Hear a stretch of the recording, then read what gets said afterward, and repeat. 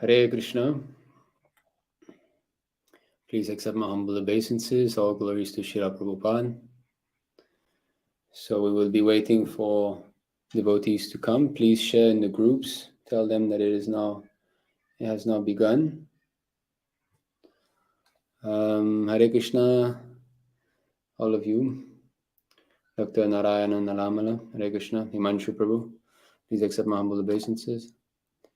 Himanshu Prabhu, I will try to make you an admin.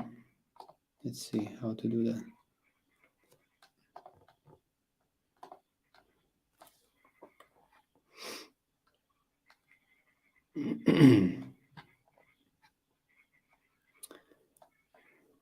Hare Krishna, everyone. Please accept my humble obeisances. All glories to Srila Prabhupada. Let me know if the audio is proper.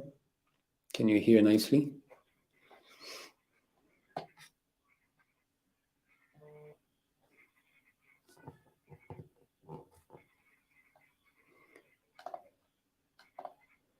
I'm trying to see how to put someone as a moderator.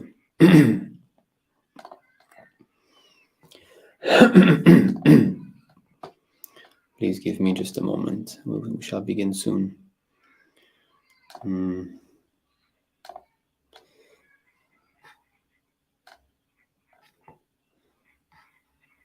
Okay, so everything is great. Looks great. Sounds nice. Dimitri Prabhu says setup is beautiful. Yes, thank you. We've tried to make it look nice. With the blessings of many devotees, actually. From Singapore, who have kindly helped, with the setup. Actually, it's not finished. I will be setting up better camera and so on. It's already great, but for doing videos with a higher recording quality. Okay, so we shall begin with the Mangala Charana prayer.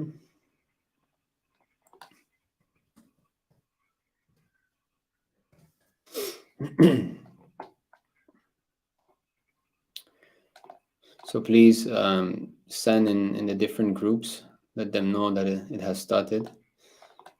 So welcome all, and welcome those of you who will also be watching later on as a recording.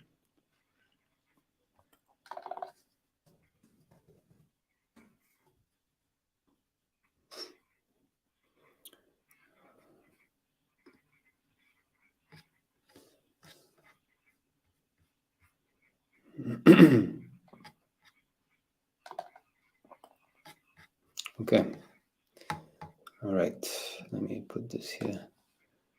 So I've got this vertical screen here. I'll see if that can fit somehow.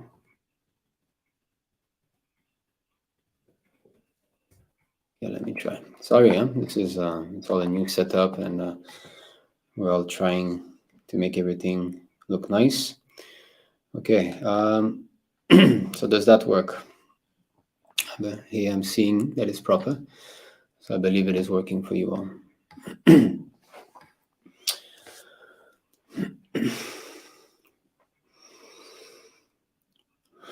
Om Jnanatimirandhasya Gyananjala Shalakaya Chakshurunmilitam Yena Tasmai Shri Gurave Namaha Shri Chaitanya Manobhishtam Stapitam Yena Bhutale Swayam Rupa Kadamahyam Dadati Swapadantikam Vandeham Shri Guruho Shri Yuta Padakamalam Shri Gurum Vaishnavamscha Shri Rupam Sagrajatam Sahagana Raghunantam Vitam Tam Sajivam Sadvaitam Savadutam Parijanav Sahitam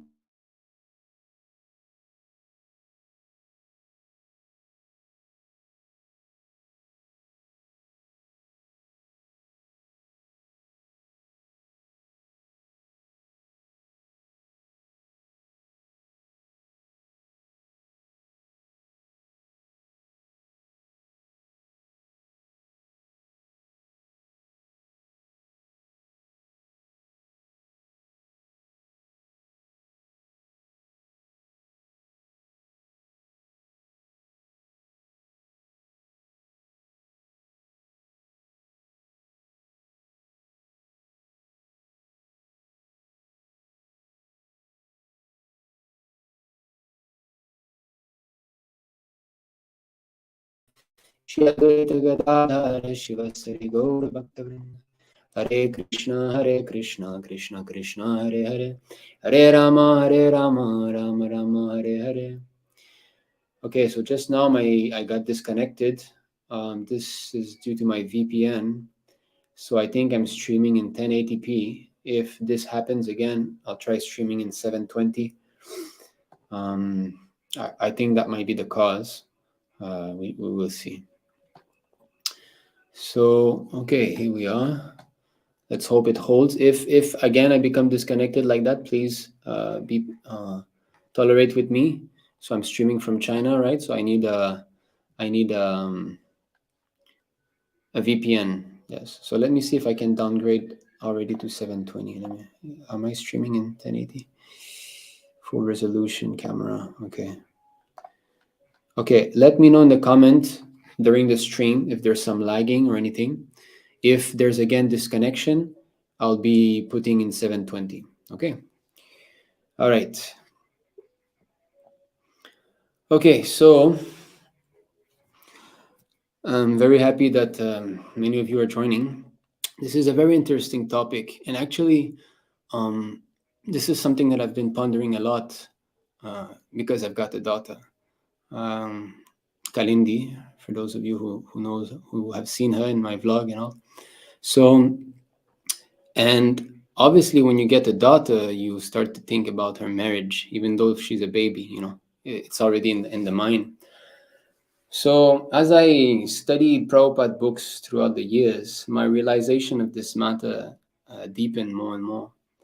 And before I got my daughter, actually, I was starting to look at other devotees' daughter and seeing their behavior and thinking on when should they get married and how should they get married.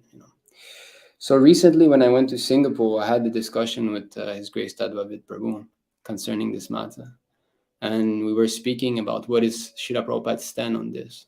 So, of course, for those of you who don't know the topic, it's concerning child marriage. So, getting our daughters married at a very young age instead of the modern Western way, which is, in their 20s, 30s, in this way. So, I had this discussion with Tadvavid Prabhu, and it even increased more my faith, to see how he was also very much supportive of my viewpoint, which is to get my daughter married early,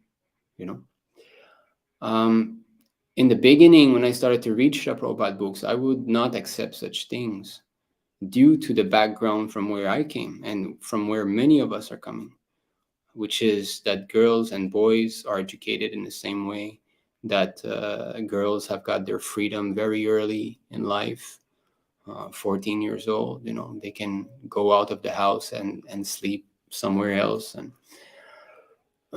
so I had been brought up with that mentality. And also, I have been brought up with the mentality of understanding that girls are meant for our enjoyment, to lord it over them, to exploit them, basically. That was the main understanding of most boys that I knew of my age.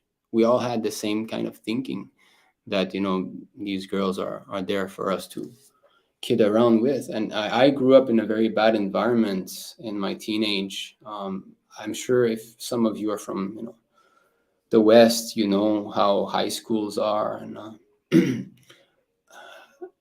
this is this series, we call it Discussing Krishna Conscious Taboos.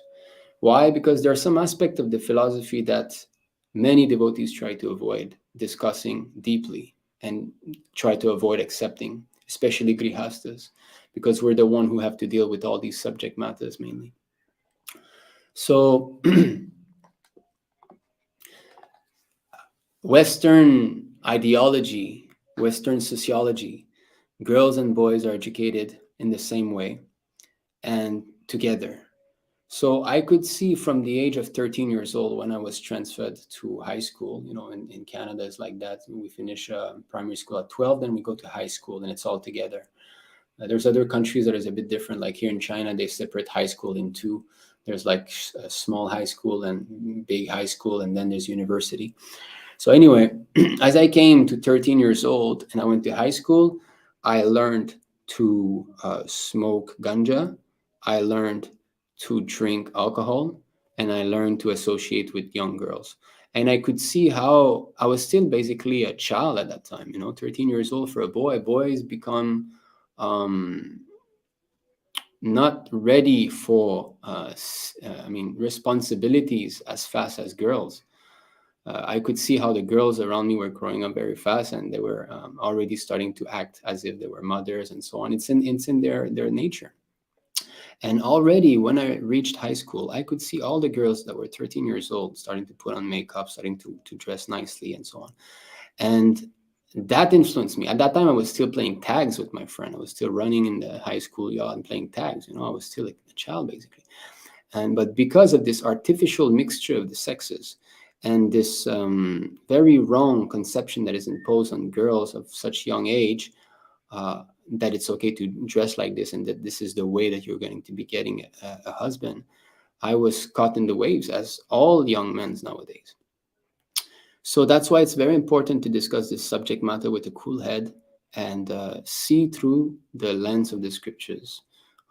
We have to understand through Srila Prabhupada, and also try to see how his instruction can be applied now. Because this is a big misconception, is that sometimes devotees, they read things in Srila Prabhupada's books and they say, yes, that was for before, when the Varṇāśrama institution was fully established and so on. Yes, but Prabhupada also tried to establish Varṇāśrama-dharma alongside with pure Krishna consciousness. What is this Grihastha ashram? What is this Brahmacharya ashram? Huh? What is this sacred thread ceremony to make brahmanas? All of these are Varṇāśrama, different religious principles of the Varṇāśrama institution. And the role of a father, how the father treats the wife, how he treats the children, how the wives reciprocate with the husband. These are all part of Varṇāśrama. Because what is Varṇāśrama? Varṇāśrama is the totality of all karmic activity regulated. Karma, vikarma, akarma, right? 3 types of activities. So karma are activities that are performed in accordance with scriptural injunctions. Karma are activities that are purely devotional and that engender no karmic reaction. And vikarma are sinful activities. So how a woman deals with her husband and so on, these are all part of Varṇāśrama-dharma. And Lord Vishnu is worshipped through the activities of the Varṇāśrama system. When Shri Chaitanya Mahaprabhu asked Ramananda Rai, what is the way of worship? And he immediately replied that this Varṇāśrama-dharma is the way. Of course, Chaitanya Mahaprabhu progressed, and went onwards, because Chaitanya Leela brings us directly to the spiritual platform. It starts after understanding that Krishna is the Supreme Personality of Godhead and that we have to surrender to him. But that does not mean that everything else has to be thrown away. We in the Western world are accustomed to see something and to get the whole concept of it and just reject it. That is called throwing away the baby with the bathwater. When you finish giving your bath to your child, you definitely throw away the water as it is dirty, but you don't throw the baby away with it. For example, they say religions are bad because it brings, fights, as if fighting just happens in religions. You show me politics, you show me, sociology, you show me sports. It doesn't matter where, there's always this fighting propensity. But because they want to go away from any type of control, they want to be free. They want their senses to be able to enjoy as much as they can without any hindrance. That's why they claim such thing. And it's exactly the same thing with child marriage. So child marriage is not something bad. It has to be properly studied and it has to be properly applied. And if that is done, then there is great benefit for human society. So I have got these notes that I started to put together for now about 2-3 years. And it is concerning because His Grace Nagopal Prabhu had asked me to make a video concerning women gurus in ISKCON. And I put a lot of content in there, and I would like to go over some of these quotes with you all. So that would be the main document that we'll be using in today's class. And it's a lengthy document. A lot of notes are there. Let me see how to switch this here. Okay. So there are many good quotes and from books of Srila Prabhupada, lectures, conversations, and so on, So we shall start with analyzing a little women role in the society, which is very, very, very important. Every great man has a great woman behind him, be it his mother, be it his wife. So, because we all come from the womb of a woman, isn't it? So all of us, be a man or woman, we all have come from women. So women are actually the stri. Stri means expansion. Everything expands through women. A man alone has got no tendency to work. He's got no tendency to earn money and buy a house and so on. In other words, there's no economic development that can be stimulated without women, without stri, the expansion. There was one, when the first colons, the Europeans that came to North America, they were doing settlements, right? They were expanding. So at one point, they sent some men to one place, and they wanted to develop the city, build houses and so on. So they thought if we send only the men, this is the manpower, they'll be building things and all. And after a couple of months or maybe years, I forgot, there was no progress. There was just nothing being built. So after that, the government, they thought, well, let's send some women along also to give them some motivation. And then there were some impetuous for all this economic development and building houses and so on.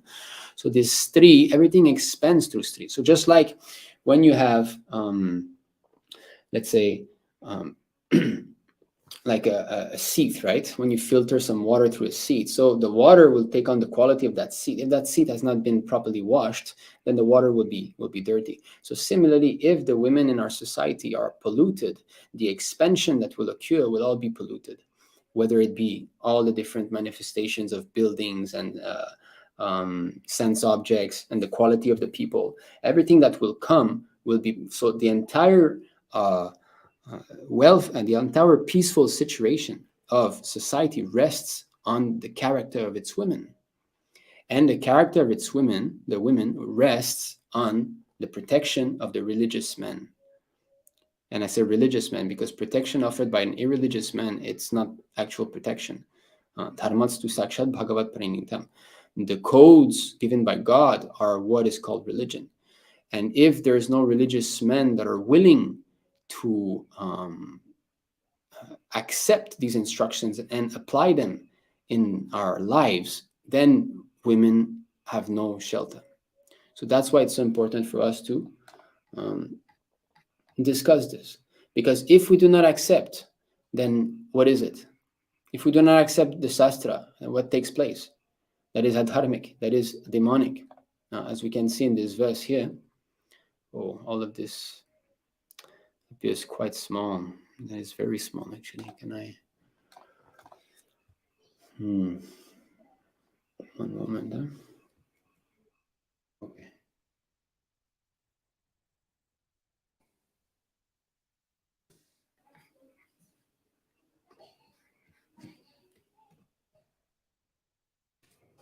Is this readable? Can you see? It's relatively small. Do let me know in the comment.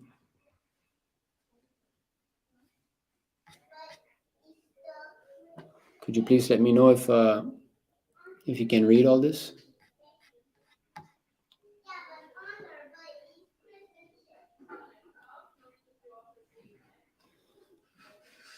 Small. Okay. Then I guess I'll have to just select everything. It'll be a bit of a mess, but let's see. How about now? How's this? Better, huh?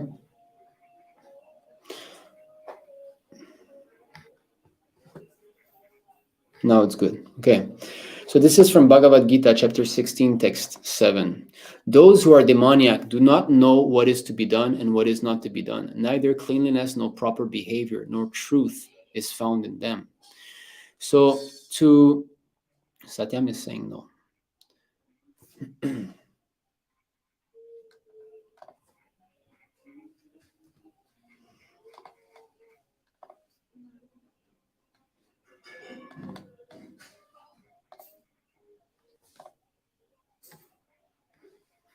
Okay.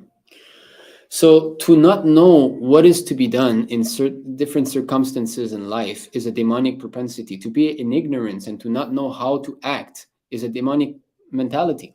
So here we can see in the purport, in every civilized human society, there is some set of scriptural rules and regulations which are followed from the beginning, especially among the audience. Those who have dubbed the Vedic civilization and who are known as the most advanced civilized peoples. Those who do not follow the scriptural injunctions are supposed to be demons. Therefore, it is stated here that the demons do not know the scriptural rules, nor do they have any inclination to follow them. So if there's rules concerning marriage of young girls in the scriptures, and we have an inclination to go against those rules due to some mental speculation, we are imbibing some demonic quality. Most of them do not know them, and even if some of them know, they have not the tendency to follow them. They have no faith. Here is the problem. A lack of faith. Nor are they willing to act in terms of the Vedic injunctions. The demons are not clean, either externally or internally. Okay, here. As for behavior, there are many rules and regulations guiding human behavior, such as Manu Samhita, which is the law of the human race. Even up to today, those who are Hindu follow the Manu Samhita. Laws of inheritance and other legalities are derived from this book. Now in the Manu Samhita, it is clearly stated that a woman should not be given freedom. That does not mean that women are to be kept as slaves, but they are like children. Children are not given freedom. But that does not mean that they are kept as slaves. The demons have now neglected such injunctions, and they think that women should be given as much freedom as men. Srila Prabhupada is clearly saying here that to equate the role of men and women is a demonic propensity, because it is not based and it's not based on obeying Shastra. And if you see any religious sect in the world, there's always segregation of women and men. There's separation. If you see in Islam or in before in old Christianity and so on, there was never a free mixture, and there's always a renouncing aspect. Just like in Buddhism, there is what is called here in China chujia. Chujia means to go out of home. So every Buddhist has to at one point in his life leave house. So there's always this understanding that one has to be very careful when dealing with women. When I say women, I do not say just women are like this and men. No. Prabhupada clearly says women means that which is enjoyed, that which we want to enjoy. So for a man, women is women. For a woman, men is women. Because the wrong conception here is to think that I'm the master of all I survey. So all the sense objects, everything that I see in my life, I have the tendency to think that how can I use this in my sense gratification? How can I, squeeze out as much pleasure from that thing? So if one has got this mentality, he is artificially imitating the Purusha. So that is the enjoyer mentality. And the only Purusha is the Supreme Lord. We are meant to be enjoyed by him. So now in this material world, women are not actually women. They have this Purusha mentality also. And men also are not actually Purusha, because Krishna only is Purusha. So the whole thing is corrupted. And therefore we need those rules and regulations that are going to be organizing our day-to-day life in order to be free from this disease, this fever, to think that we are the enjoyer. However, this has not improved the social condition of the world. Not at all. There are some statistics in those notes that we can go through later. Actually, a woman should be given protection at every stage of life. She should be given protection by the father in her younger days. by the husband in her youth, and by the grown-up sons in her old age. This is proper social behavior according to the Manu Samhita. But modern education has artificially devised a puffed-up concept of womanly life, and therefore marriage is practically now an imagination in human society. This is a fact. I will tell you from my own experience. This subject matter has got a lot to do with me personally, because I've been always surrounded with women when I grew up. I've got two older sisters. When my parents divorced, I went to live with my mother, and so on. And I knew a lot of young girls that would reveal their mind to me in high school and so on. So I can tell you that 80%, if not more, of all the women I knew or know in my life has had some sort of sexual abuse. 80% at least, that is at least, has some sort of sexual abuse. I will be discussing some private matters in this class, but this is for the benefit of, the devotees, and we have to discuss these things. My mother, to begin with, she was sexually abused in her youth, as a child, and then again in her youth, and so on. So this, you cannot, women cannot keep their independence, mainly because they're not strong like men. Any 16-year-old boy, he's confident to travel all over the world on his own. But a 16-year-old girl, immediately she becomes victim. If she walks in a dark street, immediately she feels fearful, because she knows that any man can just come. Because the strength of a man on birth, even not a man who lifts weight or who trains, he can easily control 6-7 women, because the strength is much more manifest in a man's body. So how can women simply roam around the street like this? It is very, very dangerous. Here in China, many times we see online, they come with a van, they drive, they open the side of the van, one man just gets the women inside, boom, that's it. She will never see her husband again. She will never see her children again. It's just so easy. You just park, you open the door, boom. One man, if he get like that, he will at least put on a fight, and he has a chance, But a woman, she's immediately subdued. So therefore, she must be protected, always. Both my sisters got some sexual abuse. One of my sisters, she was traveling alone in Brazil, and she woke up one night and there was a man above her with a knife on her throat. And she thought, and this is, yes, artificial independence, exactly. It's not real. They cannot keep it.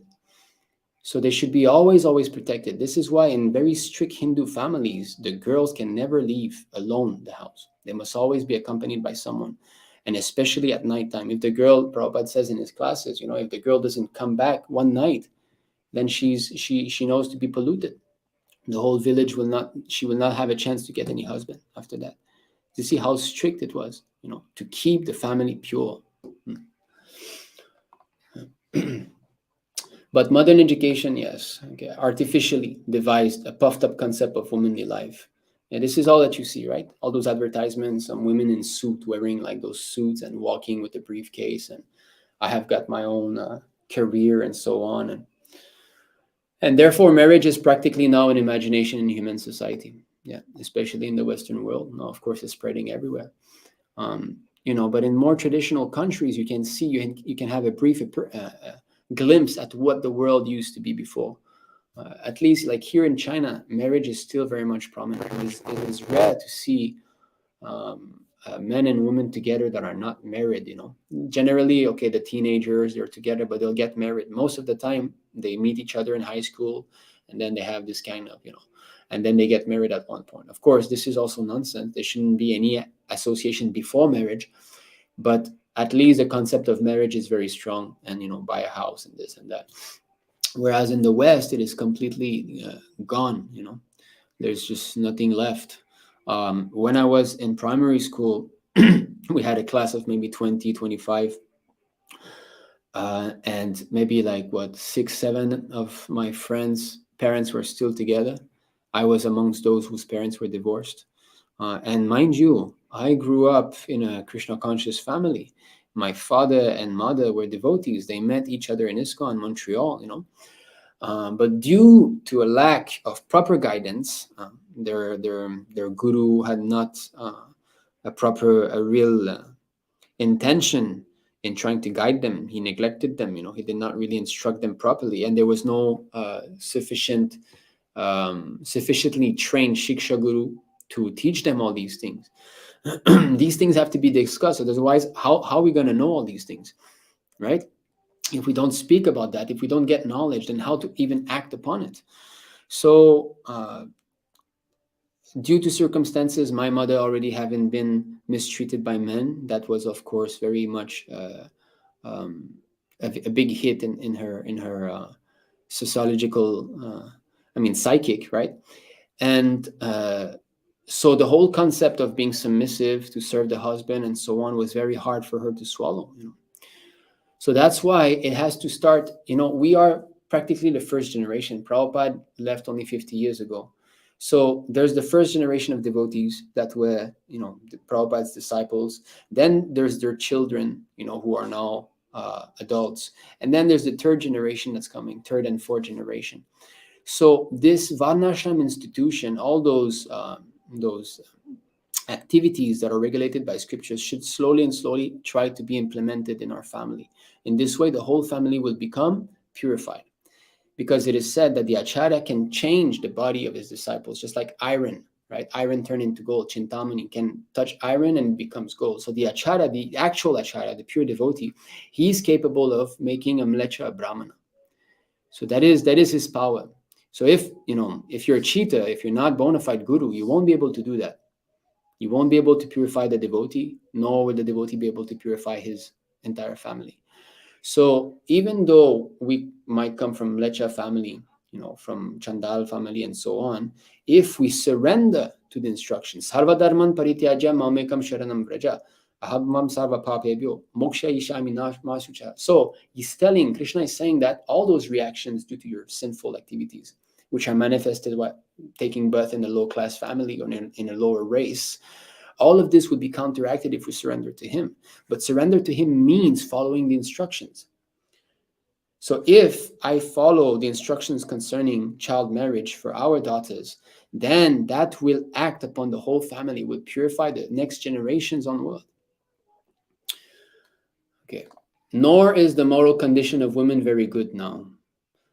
I can tell you, anyone, if you go to work and you see other women there, they don't like to work. Actually, they complain a lot. I used to work in a kindergarten, and it's mainly girls who work there, and always complaining. When is the day gonna end? Why this is gonna? Why this is gonna? And always an anxiety. So this work should be handled by the men, because the men are more strongly minded. They don't run on emotions. They run more on the intellectual discrimination, so they can deal with such pressure. And also with the body, can handle more. Of course, I'm not saying that being a housewife is easy. I see how my wife is doing, from morning to evening, taking care of this, that is practically no peace at all. If she can have one peaceful meal in a week, wow, it's already so nice. So definitely there's a lot of energy there, and it is very much praiseworthy. It is very much praiseworthy to see a wife who is dedicated to the husband, who is very much devoted to the children. That immediately inspires respect in men of character. So there's nothing degrading. And they, in the West, they have made this whole thing as a degrading thing, that to be at home, to wash dishes, they show a picture of this woman washing dishes. What is wrong in washing dishes? We all eat, right? The plate have to get clean. So even men wash dishes at the temple. What is wrong? So we're all brainwashed. We were all brought up into this culture to think that this is a degrading role, whereas it's not at all. You're educating, you're taking care of the children, of the whole household. The whole household is going on because of the women. The demons, therefore, do not accept any instruction which is good for society. And because they do not follow the experience of great sages and the rules and regulations laid down by the sages, the social condition of the demoniac people is very miserable. Yes.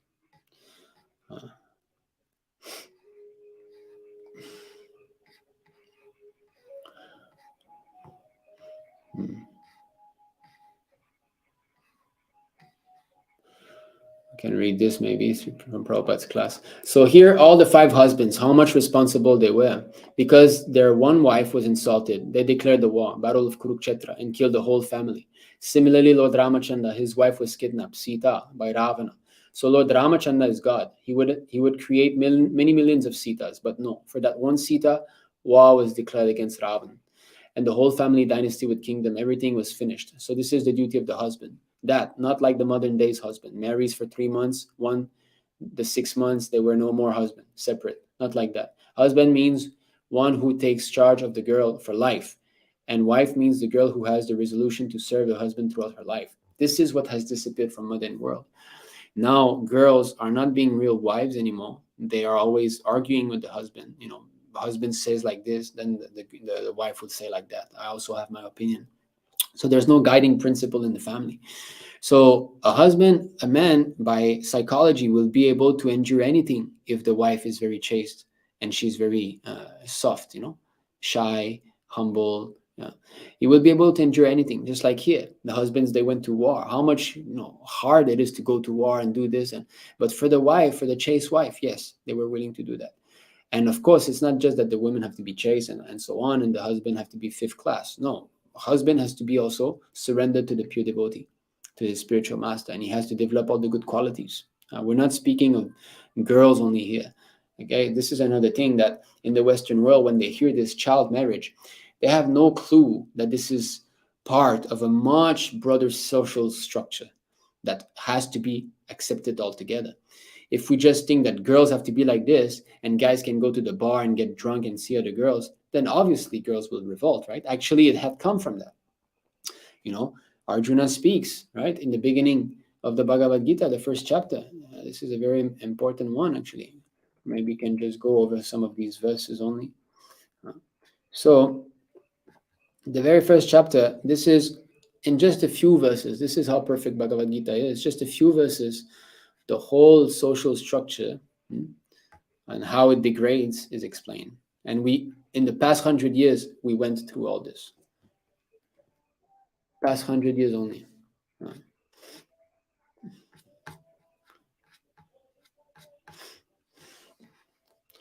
Okay.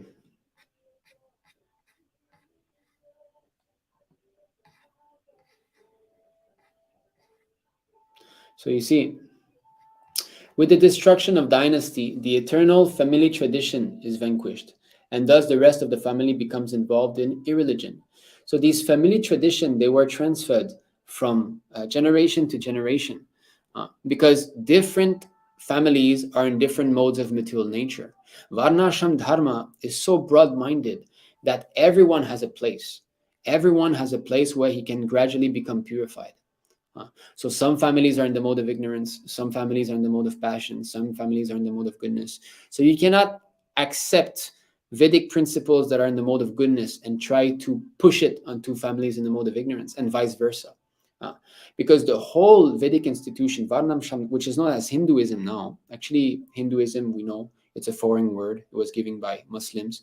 There is this river in Pakistan that is called Hindu river. In Sanskrit, it is Sindhu, and Muslims cannot pronounce S, so Hindu. So the geographical location of everybody that lives south of that is called the Hindu by the Muslims. And unfortunately, India has changed the name of Bharat to India. Just see. Anyway, this is another topic. So the real name is Varṇāśrama-dharma. This is all the prescribed duties for human society. It is sometimes called Sanatan Dharma also. Why? Because that is the goal. The more one progresses as an Aryan in the Varṇāśrama institution, the more he regains his Sanatan nature. Therefore, it is called Sanatan Dharma. Because that Dharma actually is not Sanatan in the sense that this universe will be destroyed. So when the universe is destroyed, what is the meaning of Brahmana, Kshatriya, Vaishya Sutra? It's not eternal. But it is eternal in the sense that this is the eternal path by which one can come to understand his spiritual nature and understand that he's an eternal servant of the Lord. So in this way, it is called Sanatan Dharma. But the technical term is Varṇāśrama institution. Okay. So here, those family traditions, some in the mode of goodness, some in the mode of passion, some in the mode of ignorance, and karma kanda, jnana kanda, and so on, upasana. Okay, all these were instituted to certain families for the benefit of that particular family. And when that is finished, when that is done, for example, in Islam, they have got some religious principles, which are good, because at least it is stopping further degradation, or it is slowing down the degradation of the family, just like to have women being very chaste, covering their hair. This is Vedic. There are some, we know that when a woman enters the temple, she must cover the hair. Or if she's seen outside, the hair should be tied, not loose. So these are Vedic principles to try to diminish lust in society. So when the men of the family, the destruction of the dynasty, are vanquished, then the rest of the family becomes involved in irreligion. And this is why war is so bad. Because after war, many husbands are killed, many sons are killed. Then what happens to the women? They become prey, easy prey for low-class men. And after the war, what took place? The Vietnam War, the hippie immediately came after that. Of course, there was this protest that this war is bad and so on. But many of the fathers, died. And then those girls, those young girls or young daughters had no more protectors. And they will try to feel this need for the protection of a man by trying to attract other men. And because they're not being protected as to whom to choose from a proper guardian, they will dress themselves in a sexy way so that they can attract the attraction of men. But which kind of men will be attracted? Which kind of men they will attract? The low-class men who's simply thinking of exploitation. When irreligion is prominent in the family of Krishna, the women of the family become polluted. And from the degradation of womanhood, O descendant of Vrishni, comes unwanted progeny. Thinking, feeling, willing, and the activities that ensue. All these things become corrupted when women are not protected. So the thinking of a woman would become corrupted. She would be thinking of sex. Oh, this man is handsome. I'll try to attract him. Next day, that man is handsome. In this way, the mind becomes chanchali.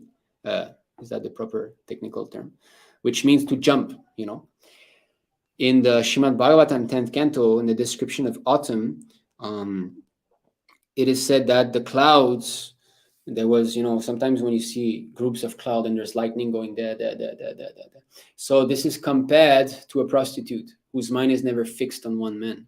Sometimes, I'm envisioning, pleasure with this man, So protection for a woman starts from the mind itself, from this thinking, not even from the action itself. It starts from the very thoughts. And this is why marriage must occur before lust comes in the body of a woman, which is very early as opposed to men. 12, 13 years old, lust is already there. Just the other day, here we live in the farmhouse, so there are some village kids, they come. So the boys, they come and they play with my son, they play sword, they play bow and arrow and so on. And the girls, they come, same age, 10 years old, 11 years old. I saw them, we have a whiteboard there where they can draw. So she writes one name in Chinese, she writes a heart and another name of Chinese. So this boy loves this girl. This girl loves this boy. Already it is starting. They're only 10, 11. And already the mentality is about this.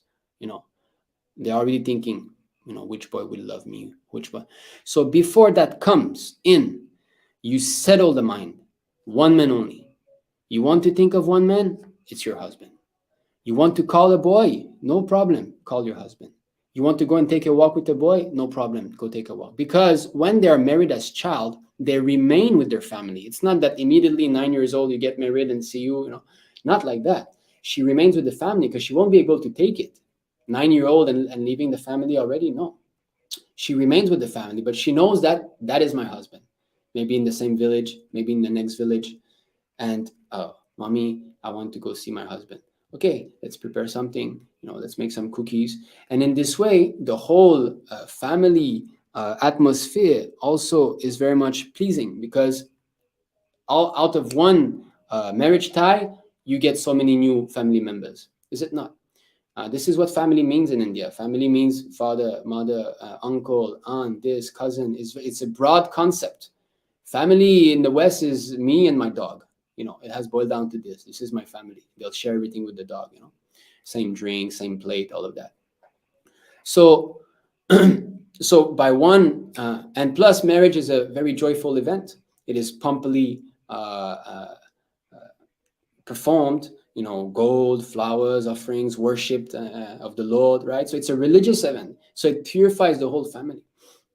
So it is performed early. The girl, she's a child, and the boy, generally, he's a child or he's a teenager, he's a young man. They don't know what is love. They don't know that, they have no attraction for one another. But that will be cultivated. No one, just like when you meet someone new, you never say, oh, this is my best friend. But why 10 years later you say, this is my best friend? So this priti lakshanam, this way of association, is the way that love is cultivated. So cooking, I cook something for you, you cook something for me, we offer like that. I reveal my mind, you reveal your mind.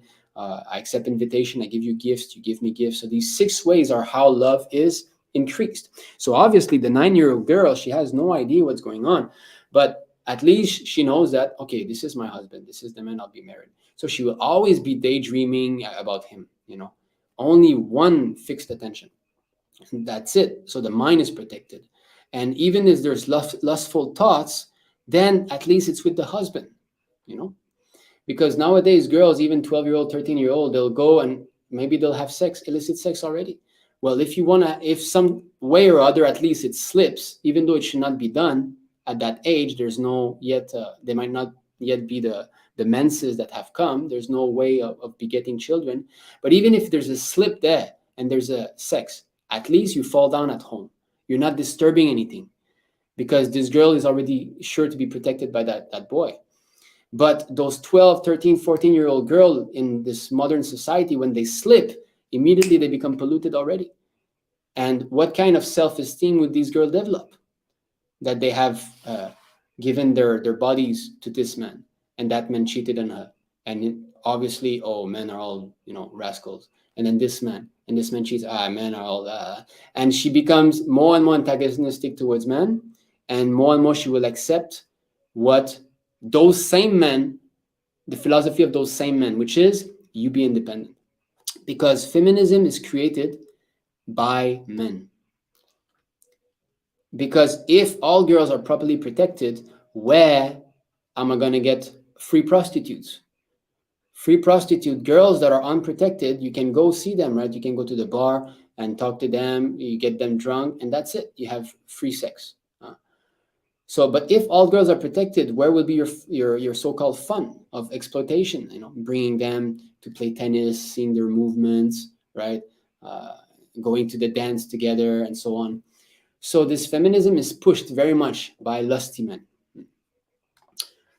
An increase of unwanted population certainly causes hellish life, both for the family and for those who destroy the family tradition. The ancestors of such corrupt families fall down because the performances for offering them food and water are entirely stopped. Okay, an increase of unwanted population certainly causes hellish life for both the family and for those who destroy the family tradition. Every man comes out of a woman. So great men are born of great women, you see. So this whole science, this is another aspect. The whole science of Garbhadhana Samaskar has been lost. No one knows how to beget. They think that you simply, jump in bed and actually not even. Now they call it an accident, right?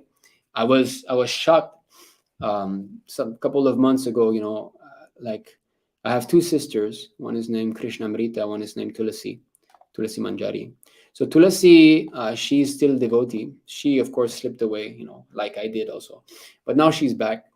But Amrita, she's, living the life of a karmi husband and everything. So the other day, some months ago, she called me, or I called her. It's very rare that we speak to one another, but it so happened. So she was telling me, oh yes, the other last year or something, Diego, who is her son, my nephew, and his girlfriend, they had an accident. So she said like that, they had an accident. So an accident, are they okay? No, they had unwanted pregnancy. So they had an accident. They went to the hospital. So I was shocked at how they call it an accident. And actually, I remember this term, having an accident. I heard that before, but hearing it again, it was gone, from my memory. But hearing it again after, practicing Krishna consciousness for some time, it was just a blow on my mind. Like, wow, how dare they call this an accident? There's a spirit soul, there's a living entity that takes shelter of the womb. You're the mother. That's going to be your child. He's going to develop his body in your womb, and you're calling it an accident, and you're going to kill it. Most nasty civilization.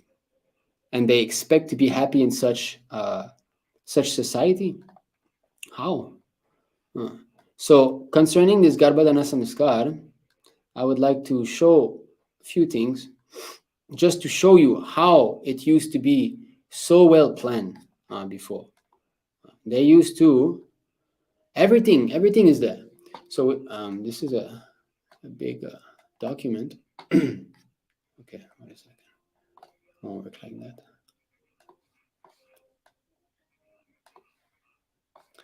Okay, that might be a little bit small.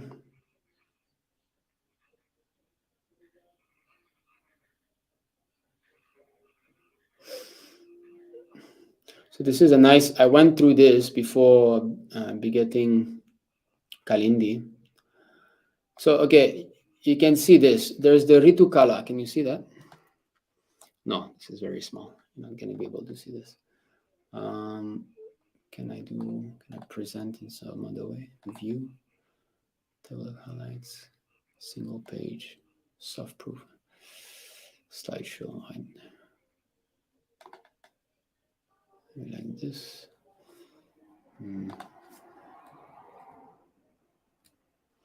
Okay, that's the best I can do, I think. Anyway, I'll be reading.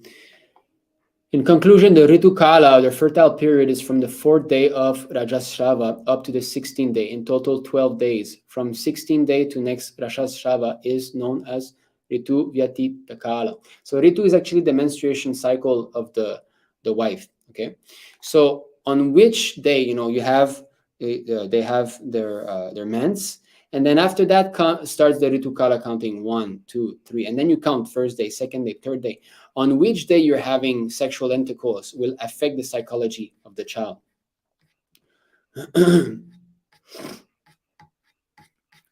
So that is how much developed it is, So there's many nice verses in this. So of course, all of this cannot be fully utilized or incorporated in our lives because it is very technical and all, and it's very hard to find a brahmana who knows all this, or someone who is very adept in all of this, and some good midwives and so on. So Srila Prabhupada has simplified for us that you chant 50 rounds. Okay, here, factors that determine the gender of the child. Gender of the conceived child depends upon the following factors. Quantity of shukra means the semen, contributed by the husband into the womb of the wife. Odd or even day of the Ritu Kala. Nakshatra, so which constellation. The Svara, breathing in left nostril, Ida Nadi, for wife, and in the right nostril, Pingala Nadi, for the husband. So just see at the time of intercourse which nostril you use for breathing will influence the sex of the child that you beget. A male child is produced by a greater quantity of male seed, a female child by the prevalence of the female secretion in greater quantity. If both are equal, then a hermaphrodite child is produced, or a boy and a girl as twins. While if both the secretions are weak or deficient in quantity, then there will be a failure of conception. Manusmriti. Okay, so both, so therefore failure, we should increase semens, right? So eating a lot of fatty food, will increase semen and so on. So there's more. So you see how scientifically it is. And this is completely lost. In the West, you show them that, they'll say, oh, how can they, blah, blah, blah. They know nothing. Completely, bogus civilization. Fallen, 5th, 6th, 7th class. Kali Yoga, we need to understand that. How degraded this age is. And this secretion, okay, with increase of female secretion, a female child is born, while increase of male secretion or semen, male child is born. Thus, to obtain a male child, the definitive way is to increase the male secretion or semen of the man by the men consuming fatty foods and vrishya preparation. Vrishya preparation is that which increases the semen of the man. The wife should consume non-fatty foods. Anyway, so here you see excessive attract. If the man is excessively attracted by sexual desire during sexual intercourse, then the semen during ejaculation divides into 2 parts and results in conception of twin babies in the womb. This is why twins are born over sexual agitation from the men. For conception of a male, the husband must approach the wife on even nights, 6, 8, 10. This is according to Ritukala, not to the month or what. 6, 8, 10, 12, 14, 16, while odd for conceiving a girl or child. So just see how much science there is there. You know, Manusmriti, there's so many other Shastra also. This is all lost, completely lost. So as devotee, we should try to bring back some of these traditions. Of course, we should not be too much concerned with, I want a man, you know, a male, so that he can take care of me because we might mix some material desire with all of this. But Prabhupada did say that he would prefer having more male than female. One thing is because we have to maintain brahmacharis. So if we have, Prabhupada laughed at this this sort of how to say, in our movement, you know, we are trying to keep boys as brahmachari, and we're telling every girl to get married. So Prabhupada was laughing. He said there's a flaw in our movement, you know. So this is why, you know, this is one of the reasons why he prefers that us grihasta beget more male child, so that we can fill in those gaps. You know, some of them will take brahmacharis, and then in this way all girls will receive proper protection by getting good husbands, you know. Okay, so yeah, that's it. This is a, you know, if any one of you wants to study this, I can share this with you. It's very, very detailed. You see here, no, it's the TT also. TT is the time during the day for conceiving, which stars is there. So anyway, but Krishna knows best also. If one is properly surrendered, you know, his life is fully surrendered. So here, how the nature of the child. If you conceive in the Vrishabha Lagna, it will be determined in fixed nature, strength of conviction, patient nature, creativity, intuitive faculty, sensitive nature, fondness for artistic pursuits, amiable disposition, fond of delicacies, easy acquisition of property. So you see, all this can be controlled. So this science has been completely lost. And if, yes, so when we beget children left and right like this, then, and the wife is not chaste, then how, in which environment would this child grow? First of all, you have invited a soul which is impious into your womb, a soul which is carrying impiety with him. So therefore, he would be manifesting, you know, bad behavior. And all of this, as a child, it's hard to see that. But the karma fully kicks in once he becomes a young adult. You know, that's why we see he can be a very nice child and so on, but as soon as he becomes a young adult, he becomes a woman hunter. He becomes a, you know, very fallen person. So before I forget, now you're asking me to share this, and I would be sharing it in WhatsApp. So here I'm sharing this in Krishna Inspiration. So those of you who are not in Krishna Inspiration, try to get it from a devotee who's there.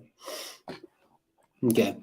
So the ancestors also fall down. This is another thing. Here in China, there are big funds of worshiping ancestors. Here in the village, especially where there's still some tradition, every morning there's a shrine, you know, not far from here, where they put its ancestor worship, and all the ancestors' name is engraved in a big stone next to there. And every morning you see people offering incense. They'll offer some drinks and so on, you know. So this is Vedic, you know, ancestors' worship is also there in Shastra. So you can see that the Vedic culture was spread in many, many countries before. It was not just restricted to India. Yeah. So because the family tradition is still there, so somehow there's still some little connection. And I can feel that the people in the village are more pious than the people in the city. These traditions are still going on a little bit.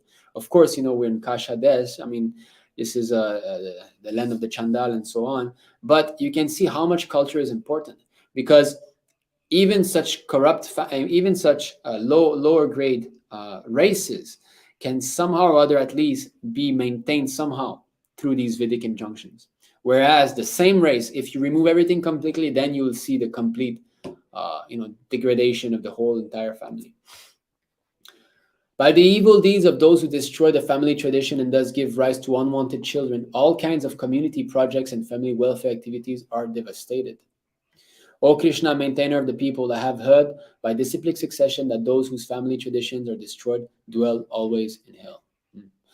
So that's it. Your ancestors that you were maintaining through all the offerings of Pinda and so on. I have read in one of the Puranas, when you do the Shraddha ceremony, right? Every year you go and you offer some, I believe it's some Vishnu Prasad in the form of a rice ball and so on. So wherever your ancestor is, he will get some benefit. It is actually described how it is. Like let's say, there was even this description, if your ancestor became a Rakshasha for some reason, by offering this Pinda, he will get in the form of nice meat. He will get this sense gratification going on. If he's an Apsara, he will get like this. If he's there, he will get that, and so on. So, of course, we're not concerned with all these Vedic regulations. We go directly to the source. So we offer Vishnu Prasad to the ancestors. And the best thing is anyway to fully surrender to the preaching mission, to become Krishna conscious and try to help others. And Krishna will take care of everything else. So this is it. This is why it's so important to keep, that is husband and wife. And when the wife is in danger, the husband's duty is to give protection at any cost. That is husband-wife relationship. I knew a girl, she told me one day that her father, not her father, her mother's next husband, so also she was from a divorced family, there was this gas, those big gas tank in the kitchen, right? So the pipe just broke somehow and the gas burst out and there was the fire going on. He ran out of the kitchen, he ran out of the house, leaving the mother there, leaving the children there. What kind of husband is this? Husband should be willing to give up his own life for protecting his wife. That is husband. So this kind of husband and these kinds of wives devoted to the husband, serving the husband, and a husband who's willing to do anything to protect his wife, spiritually and materially, not just that material comfort, but no spiritual education. No. Just like my wife, she was very much adamant to all these things that, getting our daughter married early, not sending our children to school. In the beginning of Krishna consciousness, it was a great anxiety for her that, oh no, I'm not going to send my children to school, daughter marry early. But now she's understanding and she can see, So, yeah. But when one is going to retire, that is another thing, because life is divided into 4 parts. Okay, so that's another thing, that the man has to. So brahmachari, grihastha, vanaprastha, and sannyas. So woman has got 3 positions. They require protection. Woman is never allowed to become renounced order of life. No, they are supposed to be under the care of somebody. So early age under the care of the father, young age under the care of the husband, and old age under the care of grown-up children, sons. This is woman's position. They remain always under the care of. Okay. Here we have got so many duties. So long we are not fully surrendered to Krishna. It is not that this Krishna consciousness movement is to give shelter to some irresponsible man who does not carry the responsibilities of family life or brahmachari life. But that is now forgotten. Everything is topsy-turvy. Okay. So, yeah, this is, I'm taking these notes so that when I make this video, I will be showing some statistics. 30% of women worldwide have been subjected to either physical and or sexual intimate partner violence or non-partner sexual violence in their lifetime. And this is those who have spoken out, right? A lot of women will carry this with them without even telling anyone. So 30%, just see. And that is because of this so-called equality between men and women. Concerning this equality,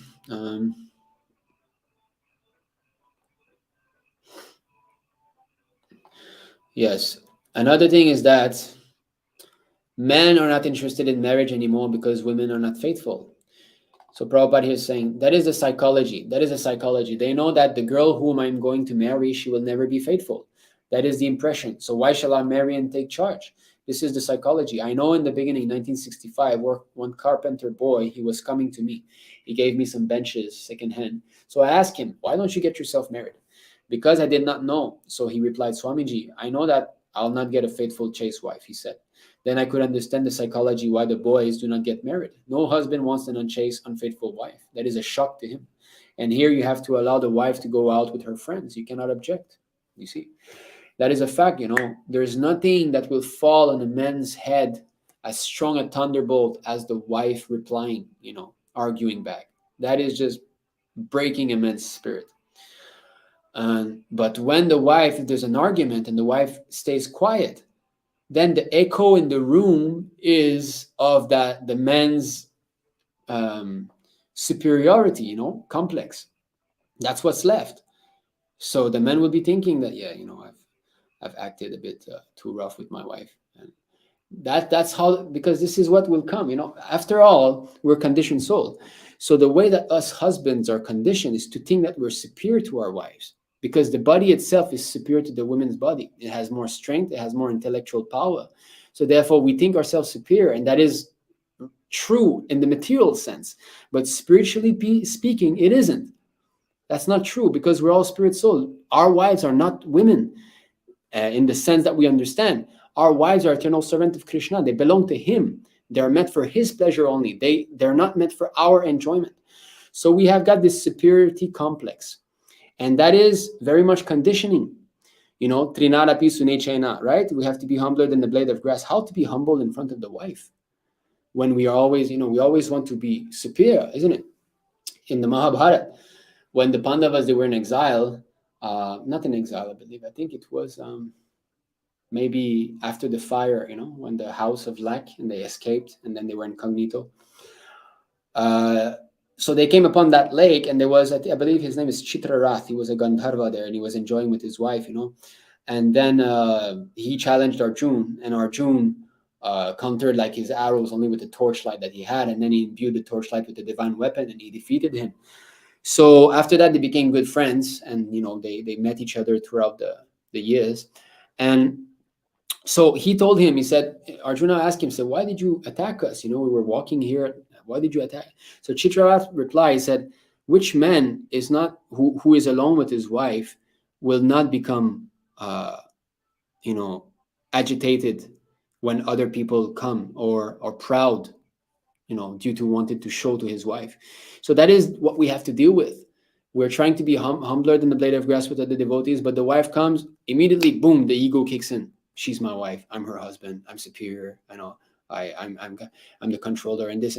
But that doesn't mean that it should be renounced. The whole, it has to be accepted. The whole idea of Vedic culture is to agree to deal with those discrepancies of the conditioned soul in a way, in an arrangement that he will be able to make progress even though it is bad. The best use of a bad bargain. So this false ego is definitely bad, but not that we throw everything else, no false ego. This is what they're trying to do. This women liberation movement means a spiritual desire being manifested through material means. Because we all want to be equal. We all want to be freed from the modes of material nature. We all don't like to be conditioned by this material body. And the women's conditioning, as opposed to a man, is more intense. They have got their mens. They are the one that have to deal with the child in the womb and childbirth. They're the one who have to be breastfeeding. The whole body of a woman is meant for procreation. And that those women who are trying to become men see that as a conditioning. And no, I don't want, So it is a defiance to the Lord, because all these Varṇāśrama duty are there to slowly curb our rebellious nature. Why does the children have to surrender to the father? So that he learns submission, because that is the original mistake. We're not submissive to the Supreme Personality of Godhead, Krishna. And Krishna is teaching us through all these occupational duties how to slowly bring us back to him in that mood of surrender. Therefore, children must be obedient to the father. The father in the house, his word is last, and that's it. If he makes mistakes, never mind. You still follow. At least you're not at the mistake. And his mistakes will be rectified by his superior. Who is that?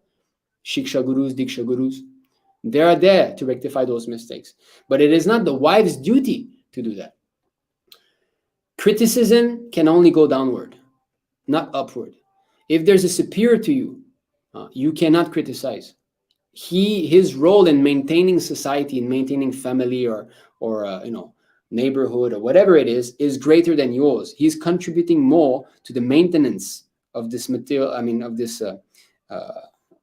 of all those Varnashram duties more than you, because Varnashram institution, just like obeying the father, is part of Varṇāśrama-dharma. It's not Varnashram is not some sentiment, Hindu, you can accept, you cannot accept. No, it is everywhere. It is dealing with all the different psychological, physiological, and psychological situations, every single living entity.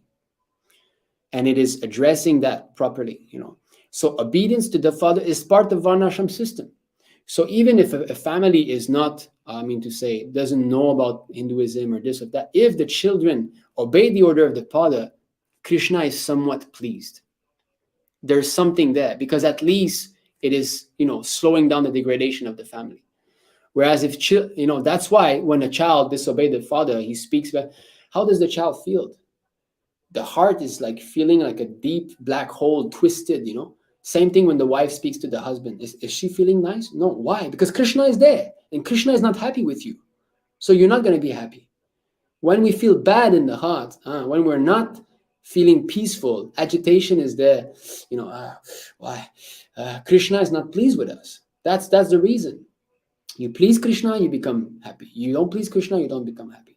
Therefore, when you disobey superiors, this is what will take place. So this education is needed.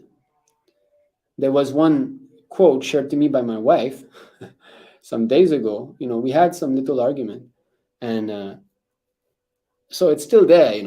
She has done a lot of progress. I'm also better than what I used to be, and but you can see that she's reading Prabhupada books and so on. Every day, evening time, she will read one verse of Bhagavad Gita with my son together. So that's nice. My son is hearing the verse and the purport, not just the verse itself, but the purport. So she read that from one of the, where is it? So I have worked a lot on her. She was very much, because she comes from a family where the wife, her mother speaks back to the husband, and she used to see that, all this fighting going on in her family. So that's how she was raised. But Krishna says, I carry what they lack and I preserve what they have. So even though we're lacking, especially us who are born in Mlecha and some, we are lacking in all these Vedic principles. Whereas a pious Hindu family has got all this from the start. So it's much more easier afterwards. But for us, even that, if we surrender properly to the Lord, He will make arrangements so that the family can also become purified, even though we did not begin from a high standard. Okay, I have a problem finding it. But she was saying, the quote was saying that even though a superior is speaking harshly or something, we should not speak back. It's in actually the first chapter of Bhagavad Gita, I believe. No, I cannot find. So we should not. If the father speaks harshly, we should not speak back. If the mother speaks harshly, we should not. We should tolerate. And especially Guru, all those superiors, senior devotees, and so on. We should not find fault. So criticism can only go downwards. When there's equal, there is suggestions. We can make suggestions amongst equals. But Prabhu, why do you do like that? Why do you chant while watching your phone? You know that this is not good. Whereas a superior will instruct, don't watch your phone. Chant properly. That is Guru. Guru is superior. Equal suggestion. But inferior cannot find fault. So that applies also to the wife. The wife has to be following. And that is, of course, we have been conditioned thinking that it's okay to discuss, to have an argument, and after the argument, everybody can. No, discussion between husband and wife can take place. There's no doubt. It's not that the wife should be a robot and stand there and smile, No, she has got her own. Actually, a faithful wife, she is a great asset for spiritual advancement for the husband. Let me find this. It's a bit hard for me to find my quotes with this vertical screen, especially now that I've put such a big font.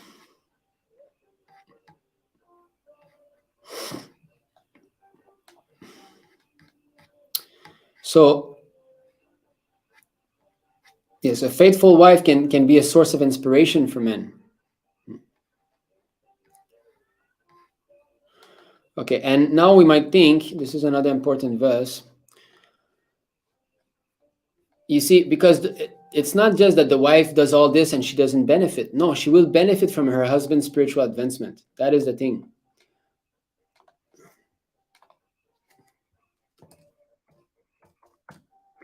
For example, my wife, she doesn't have much time, for her sadhana and all. She does. She chanted 16 rounds and all, of course, but she's so busy with children. So this is Srimad Bhagavatam 6:19-18.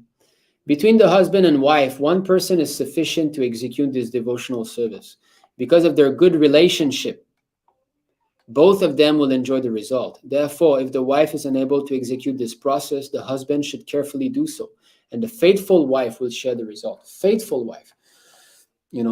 So one thing from a lower perspective, if the wife is very much attached to the husband, she will be able to get a male body in her next birth. And already there is more freedom from the modes of material nature, which will facilitate her to advance spiritually.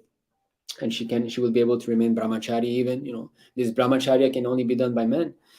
And brahmacharya process, Prabhupada said, 75% freed from material entanglement.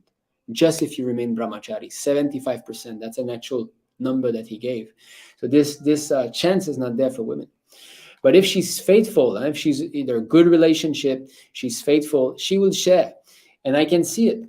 Even though my wife is not so much doing anything, because, of my spiritual progress, DT worship, just like DT worship, now we've done a fire sacrifice recently. We've got our new Utsava Murti. So I have Goranitai marble and Utsava Murti. So morning now I'm waking up and I'm the one doing the worship and all. So she's benefiting from this definitely, because she sees the beautiful darshan. She's so much enamored with the beauty of their lordships, and she cooks with more devotion, and she also does fruit offering. I'm giving her this time, 4 p.m. She wakes up their lordship. She does fruit offering for them. So at that time, the kids, if they're still sleeping, I'm with them. If they wake up, I take care of them. So I'm giving her some time also for. It's not that you will benefit from everything. You don't need to do anything. Don't worship the Lord. No, we should also try to engage them. But here it says, therefore, if the wife is unable to execute the process, not that just don't do anything. No, if somehow or other she's unable, just like women after giving birth, how she can chant 16 rounds. It's, many days, generally 2, 3, 4, 5 days, they won't be able to complete. So that amasses, right? So of course, they'll complete later on. But it's not that they're fallen. No, not at all. That's the way it is. They have to take care of the child. So a faithful wife is there, acts as the energy of a man. It is said that Lord Brahma's wife, Sarasvati, she acts as his energy.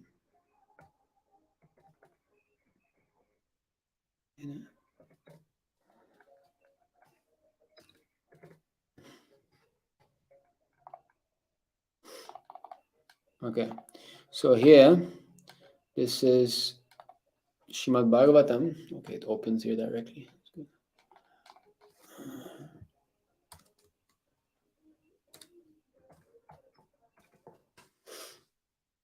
What did I do? Okay, Srimad Bhagavatam, Canto 9, Chapter 6, Text 55. O Maharaj Parikshit, by observing their husband progressing in spiritual existence, Saubhari Muni's wives were also able to enter the spiritual world by his spiritual power, just as the flames of a fire cease when the fire is extinguished. So this is another, similar to the verse that we've just seen. So Prabhupada in the purport, he says, as stated in the Bhagavad Gita, can I make this? No. I think Veda base is better for that. I'll read this now and later I'll use Veda base. As stated in Bhagavad Gita 9:32, Striyo Vaishyas tatha Shudras tepi yanti param gatim. Women are not considered very powerful in following spiritual principles.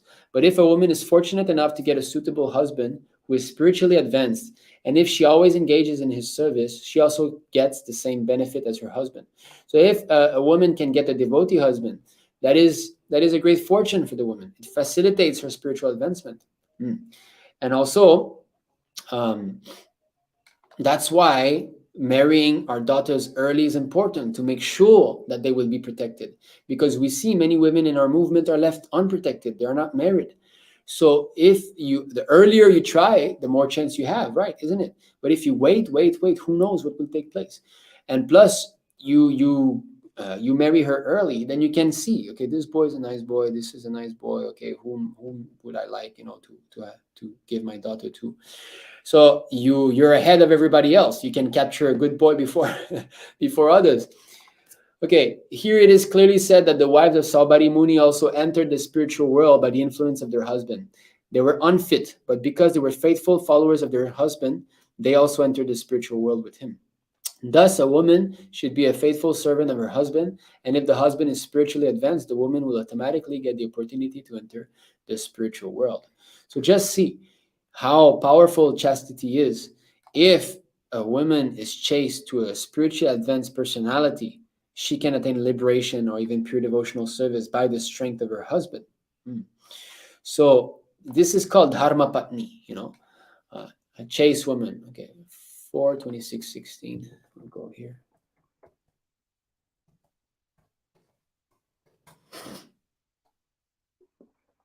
So Strīdharma, Dharma Patni, there's two types of women that are spoken of in Vedic literature.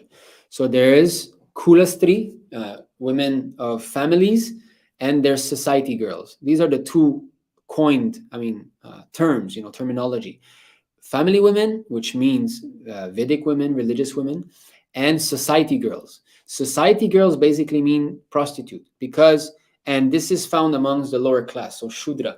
The Shudra women, they could intermingle with other men, but not higher. Brahmana, Kshatriya, Vaishya, no way. But Shudras, they had this opportunity to intermingle with other men. Just like we see Dhritarashtra, after Gandhari's, he thought that Gandhari's pregnancy failed because it was only a lump of flesh that came out. Actually, it was like 100 ovums. He was very much angry, and he vented his anger. He just took one of the mistress, the servants of the palace, and he had sexual intercourse with her, and there was pregnancy, and even that child was taken care of. It's not that she was not taken care of and the child was thrown out. No, he was also part of the Vidura, same thing that took place. Maiden. So it was he was the son of a maiden. To say a servant lady. So these Shudras, these servants, they had this opportunity to intermingle with men, and for them there was no such thing as a very elaborate religious marriage. They would find another man that they like, and then they will live with that man in this way. So, but it was only a section of society, and it was very much taboo to speak of these things. People did not want to see this, so they had to hide. Just like we learned from Ajamila, that those two Shudras who were embracing one another, they had to go to the forest. Why did they go to the forest? They had to hide. They had to go to some place and hide to do these things. So it was not at all allowed in a civilized society. So there was some. But now every single girl, especially in the Western world, almost all of them are these society girls who can intermingle with men. So they all Shudras or even lower. Okay, here we have, kindly let me know the whereabouts of that beautiful woman who always saves me when I am drowning in the ocean of danger. By giving me good intelligence at every step, she always saves me. So here we see that it's not that man only is a cause of spiritual advancement to the wife. Wife also can be. There is no difference between a good wife and good intelligence. One who possesses good intelligence can deliberate properly and save himself from many dangerous conditions. In material existence, there is danger at every step.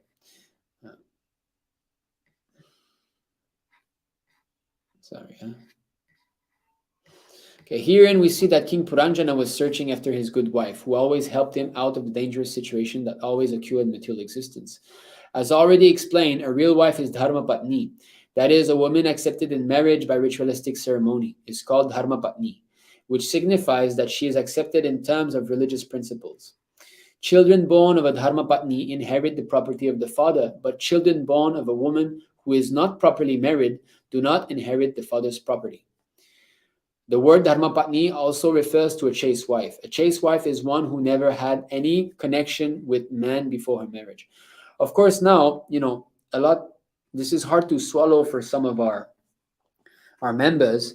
It's not just women, men also. Men should not have had connection with other women before marriage.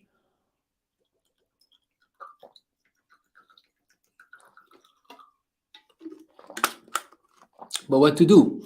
But it's not, you see, when we start to advance spiritually, a sign of spiritual advancement is to realize how fallen we are and to accept that. So when we read these things that, girls who were with another man before they're not chaste, or girls who are free to intermingle, they're like prostitutes, we should not, oh no, why Shastra is so hardship. No, do you mean to say that we're not fallen? Is that the these things are speaking about some, of course, some of you born in strict Hindu family, you don't know these things. But us in the Western world is very much spread out, okay, everywhere. So, yes, all right, we had the activities of prostitutes before. We were acting, even men, that if they had other sexual intercourse before, they were lowest of the lowest. So we should accept that. Yes, actually, I'm this. But through Krishna consciousness, everything is forgiven if you surrender. But surrendering means accepting these things. So, and plus, women, when they remarry or they have many men, they lose respect. I can tell you personally that when my mother divorced my father, and when I saw her with another man after, I've lost a lot of affection for my mother. I've lost a lot of respect for her, and even up to this day. Of course, I know that, she has went through a lot. She's my mother, and I love her, and I pray for her welfare and all. But that shock stayed with me, especially when I was a child. Divorce breaks a child's childhood like anything. I went through it, and I can tell you, the child is just completely, lost. His dear father and his dear mother are going to be living separately. And sometimes you're going to see the father who will speak bad against the mother. Sometimes you'll see the mother who speaks, some things against the father. How does the poor child will feel? How do you expect such a child to have a quiet childhood? And how will he evade that suffering? And how will he able to speak out his emotions to whom? His two parents are the cause of that. To where is he going for shelter to speak out about these things? Therefore, there's so much delinquency in the West, and these poor children with deficient families, they take to drugs, they take to theft, they take to all of that. But yet, this divorce law is being, promoted so much, and this, so these in charge of the world at the moment are all demons, as we saw in the beginning. They don't abide by the laws of God, and they don't care about you, actually. It's only about exploiting you. Once a woman is given the freedom to mingle with all kinds of men in her youth, it is very difficult for her to keep chaste. This is an important point. If she's allowed that, yes, you go with this boy, you go with that boy and all, after that, it will be hard for her to keep her chastity. And that begins from the mind itself. If the mind is allowed to think about this boy and that boy and this boy, which will happen when puberty hits, later on, that tendency of thinking of different men will be very hard to get purified. And therefore, some of our women in Krishna consciousness feel embarrassed when such tendency resurface. Even though they're married, they might feel attraction for another man. And they know that this is bad. And that disturbs them. That how is it I have got my devotee husband, but I'm looking at another man? Well, if she was trained when she was young, if she would have been married before she developed those sexual desires, that would never have happened. Because from the very beginning of her life, she's thinking of one man only. And to later on to think of another man is not even, it doesn't even enter the mind. The first man that the woman has, if she dedicates to him, she will remember all her life. She will be dedicated all her life. When butter is brought into the proximity of fire, it melts. The woman is like fire and man is like the butter. But if one gets a chaste wife accepted through a religious marriage ritual, she can be of great help when one is threatened by the many dangerous situations of life. Actually, such a wife can become a source of all good intelligence. With such a good wife, the family's engagements in the devotional service of the Lord actually makes a home a grihasta ashram, or a household dedicated to spiritual cultivation. That's the goal. Grihasta ashram. But to properly establish this ashram, we need to accept this guidance from the spiritual master, from Srila Prabhupada. If we don't accept these things, it will not be a grihasta ashram. If the wife replies and she argues back to the husband, why are you also like that? Why are you like? It will disturb the whole thing, and it will not be a peaceful platform for spiritual advancement, because without peaceful mind, how you can make progress in spiritual life? Not possible. We must, of course, advanced devotees, they are beyond this peaceful and unpeaceful. But, most of us are neophytes. We need a peaceful situation. When the wife is talking, then how will the husband focus on his devotional activities? You will be so much disturbed. So one unchaste wife can bring down the whole family. So therefore, guidance must be taken from the husband, and the husband takes guidance from the spiritual master. But if the husband doesn't follow, or if the wife doesn't follow, then there's disruption. Just like sending our children to school. This is another episode that we'll be doing, another taboo, that, sending our children to Karmi school. What is the need? My son, he's reading already. He can read sentences. He's 4.5 years old. Why? Because he's got these 30 minutes a day, Monday to Friday, English class online with a teacher, and that's it. He can read already. He's got his mathematics skill. He's starting to learn Chinese characters. He knows about 100 Chinese characters at 4.5-year-old. So all this material education can be had so easily, especially now that we have this online stuff. You just find some teacher, you find like the cheapest and the best that you can, so that you don't spend too much on that. And that's it. Your child education material education is in the pocket.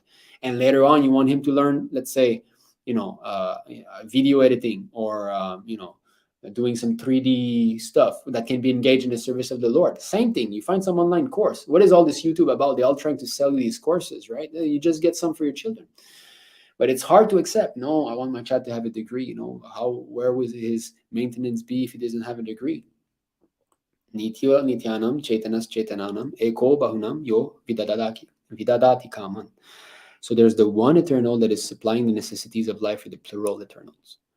If we have faith in that Krishna will maintain me, why shall I go to the institution of demons that have made this whole diploma thing, so that I can then go and beg for a job and so on, and then my child will have to work a job 9 to 5. I'm not happy working 9 to 5 day in, day out, Monday to Friday. Why do I want my child to go through the same thing? I'm not happy with that, obviously. I don't want this. Why do I want my child to go through that? Therefore, these Varṇāśrama communities are so important, based on land and cow protection. Grihastas should be doing that. If you don't want to be preaching in the city, or you don't want to be contributing to the preaching, at least living near the temple and helping the temple in preaching activities, if you want to be living, 50 miles away and do your own thing, then better you go off to the countryside and try at least to start learning on how to depend on land and depend on cows. Why live in the city, such a rajasic, nasty place, full of danger for our children? I know, I'm one of the person that is the most best position in our ISKM to speak about that. Why? Because I went through it. I'm born in a devotee family, and they sent me to school. And what happened? I know what happened. It destroyed me. At the age of 11, I told my father, Dad, I don't really believe in Krishna anymore. 11 years old already, he was coming. Because this age 10, 11, this is when we have to be most controlling our children. Prabhupada said become like tiger, because 10, 11, this is when the independence starts to kick in. I want to do my own thing. No, you don't do your own thing. So of course, I'm not blaming my parents. They were not properly guided. They did not know so much of these things, and they're forced. Now there's laws, especially in some countries, you're forced to send your child to school. But anyway, if it was me, I would change maybe primary school they can tolerate somehow, but 10, 11, I was in primary school when I told my father that I don't believe in Krishna anymore. So don't trust me. It's very contaminating still, Me, my son, and they say, no, he cannot play with people. No, outside, children are not at school the whole day. When they come, your neighbors, you can't allow your child to, but at least it's in a controlled environment. My child here, there's some children who come. I allow him to play and it's fine. No problem. I control the things. When they swear, they say cursed words sometimes, but I'm there. Hey, don't say that when you come here. At least I'm controlling. But who knows if he goes to school, how much he'll learn. And high school, forget about it. And university even was. Okay, we're deviating a little bit. But yes, this is it. So a chaste wife will be a source of great help for the husband. Great help. Just like Bali, right? What is the name? Sugriva. So Sugriva's brother, Bali, the first time that Sugriva came and challenged Bali, he defeated him. Sugriva went back and, oh, Ram, why didn't you shoot the arrow? I could not recognize both of you, put this garland, wear this garland. So he came back again, he challenged. So again, Bali was about to come out, but Bali's wife, she told him, she said, no, think about it. You defeated him. He knows you're stronger than him. Now he's coming back again. That means there's something wrong. He has a plan to defeat you. And Bali did not listen. And he went and he died. So a dharma patni, not that only men have got intelligence and whatever women say is wrong. It's not like that. They can be a great assistance, great assistance if they are chaste. If they're not chaste, they can bring the whole family to hell. So, okay. We are already almost 2 hours in it and I have not. So let us go. There's some things I want to show.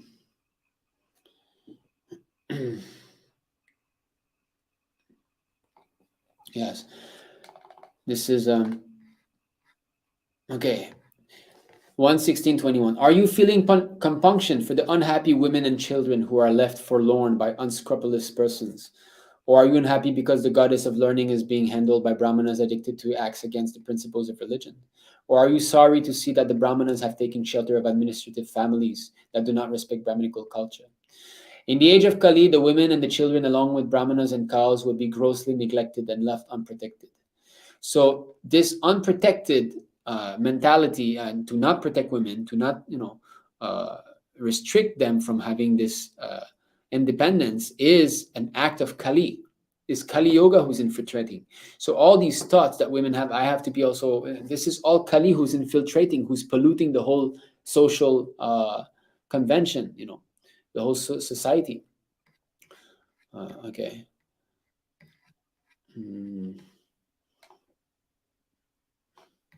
These are some stats, Almost 50% of all marriages in the United States will end in divorce or separation. That equates 277 divorces per hour, 6,000 divorces per day, 46,000 divorces per week, and 2.5 million divorces per year. The risk of divorce was said to be almost double, 97% higher when the mother went out to work, but her husband made a minimal contribution. So you see, if you let, the women, they go to work and they develop this mentality that actually I can maintain myself. I can earn, I've got the money too. So why should I need? So it's all corrupting. It's all subtle, but it's all acting. Okay, so anyway, these are other things. This is abortions, this is terrible. I can show you this. So abortion statistics this year. Every time you see that thing, this is a child that's being killed. Just see. And that comes from women liberation movement. Abortion is healthcare. That's what they say. Abortion is healthcare. Just see how mean they have become. They have become killers of their own children. 12.5 million this year. And this is the legal abortions. There are so many illegal abortions, like in Muslim countries. You cannot just go to a clinic and do everybody will know. So you have to do it, some underground stuff. Maybe even in India, there must be a lot of this going on. Yeah. Okay, let us go see some conversation concerning this whole Western sociology.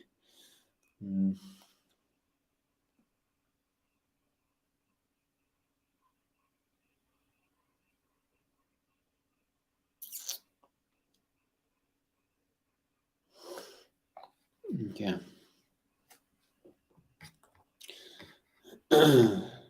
Okay, this is a morning walk, December 10, 1975.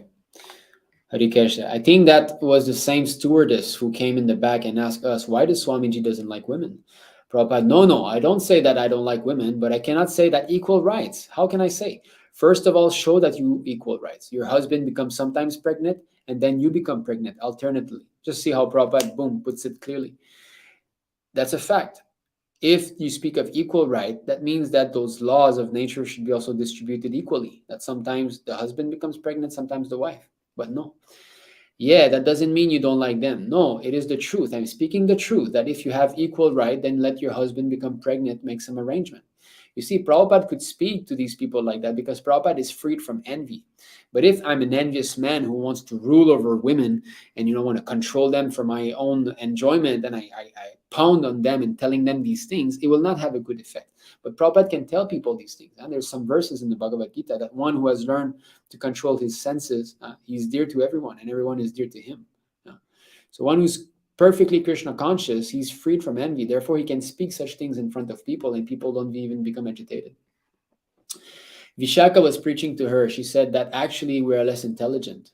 Laughter. That started a big scandal. Yes, and that is Krishna consciousness. This is an important point, again, that I spoke earlier. When you advance spiritually, you accept your conditioning. You don't make a big idea about it. Just like I'm a Mlecha. I'm born in a Western country. I come from Mlecha background, and I accept that. It's completely garbage, this Western society. And yes, India is the greatest country in the world because it has Vedic culture. India is the closest prototype of what the spiritual world looks like. That's why it's great. So I don't mind saying these things. So our women in Krishna consciousness, when they hear these things that women are less intelligent, they should just brush it off. Yes, who cares? Does Krishna care that you're less intelligent? Krishna accept even the service rendered by squirrels and by mice, what to speak of women. So this intelligence, we are very much puffed up, and this ego, we like to be seen as intelligence because intelligence is a tool for us to enjoy our senses. We are more, capable of handling sense objects and all, and making arrangements for us to become, more beautiful, or develop all the material appearances. So this intellectual capacity is very much liked by the karmis because it's a good tool for sense gratification. And everybody's puffed up in this Kali Yuga. Addicted to women, puffed up, and intoxication. These are the three things that are very prominent in the Kali age. So to be puffed up, right? So if Krishna does not care whether I'm intelligent or not, why should I care? Right? So it is not a big thing. And plus, the Lord will never see that here's women and here's a man. I accept the service of both differently. No, he says, anyone, be it Vaishya, Shudra, women, anyone, he can approach me. There's no discrimination. It's Krishna runs only on love, and that's all. Only on sincerity of purpose. If we are really dedicated to our service, that's what counts.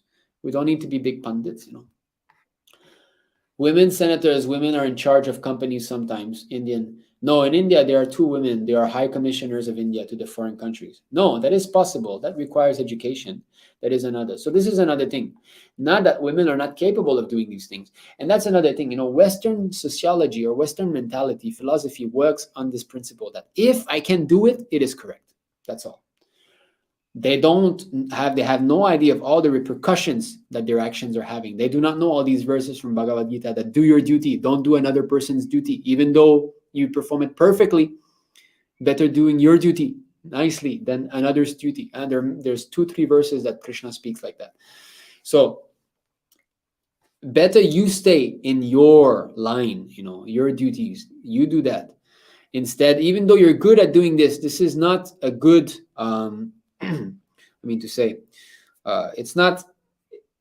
it's not the impetuous for you to do that just because you can do it.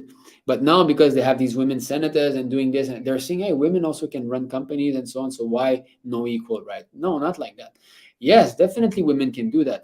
I mean, can I run a company? Certainly not. And there's like probably thousands and thousands of women in the world that run companies. So they're much better than me in that aspect. No doubt. But what is the repercussion of all their doings? They're all contributing to that whole asuric perspective of family life, which is that women also can be independent and divorce. All these abortions number that we've seen, they're supported by all these women that have these big posts in society, because whatever a great man does, common men follow. 321 Bhagavad Gita. So great women, what they do, the common women will follow.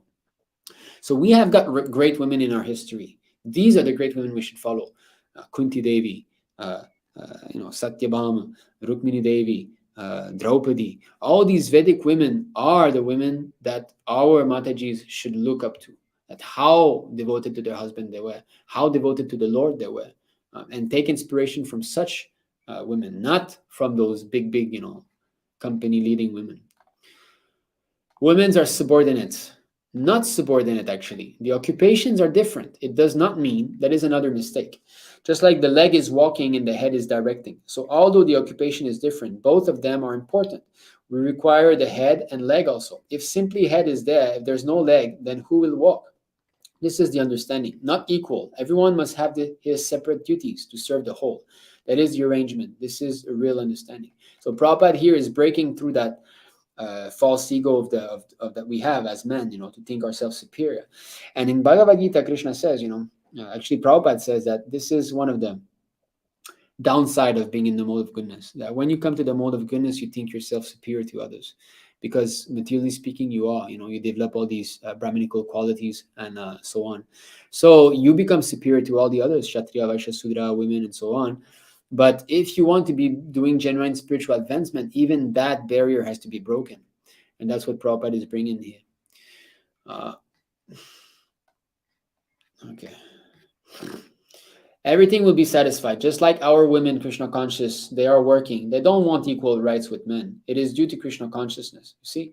So that's why in the beginning, a lot of people will speak of the beginning of our movement, how Prabhupada allowed girls to, go alone on Sankirtan or do things that are not necessarily Vedic, and they'll quote that, like, look, Prabhupada told us to even become guru and this and that.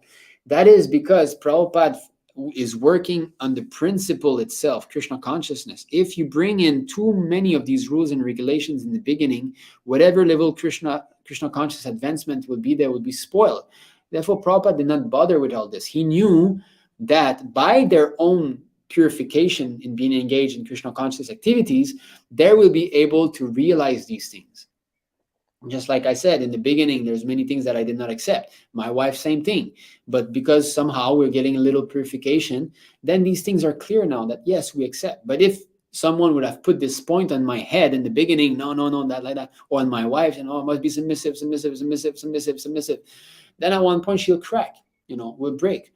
So therefore, these Varṇāśrama principles were not so much pushed in the beginning. Prabhupada was pushing pure devotional service. Just serve Krishna. Yeah, you want, just like there was one girl, Prabhupada said, Prabhupada, can I go to this other city to do book distribution? Prabhupada said, yes, you're free like Narada Muni. Go. So encourage her. Yeah, you go do book distribution, and once you've distributed enough books, you realize that you shouldn't be acting independently like that. It's dangerous to travel alone. So, okay.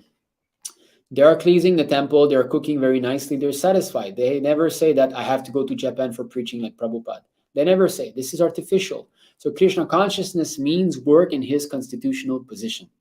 And that's it. The women, men, when they remain in their constitutional position, there will be no artificial. But actually, our women are so qualified in so many ways. But these girls who simply work in the city can do nothing. They can't cook. They can't clean. They can't sew. Prabhupada, all rubbish, these modern girls. They're all rubbish. Therefore, they're simply used for sex satisfaction, topless, bottomless. This is very sharp, but it's a fact. It's a fact. Recently, there's one, a woman that we know, one Mataji. She has got cancer, unfortunately. So she called one of our Matajis here, Labanga Mataji, and asked her how to cook. That lady, she's a psychiatrist. You know, she has got her career and everything, and she doesn't know how to cook. So that reminded me of the story of the scholar who's on the boat, right? So the boatman, he knows nothing. He just helps people cross. And then the scholar is like, he's puffed up. You know, do you know this? You don't know that? And he's showing up his knowledge. And then the boat gets a hole and it sinks. And the boatman just starts to swim. And the scholar is like, I can't swim. I can't swim. So when it comes to the, you know, the real importance, you cannot do. But all these artificial things you're bragging about. So these women, they have got all these things, but they cannot even cook. So, you know, so now she's in a precarious condition. She's got cancer and she's in some sort of ashram with some unbona fide devotees, whatever. And they're not taking good care of her. So she's not eating healthy food, although she needs that for her treatment, cancer treatment. So she cannot cook for her own self.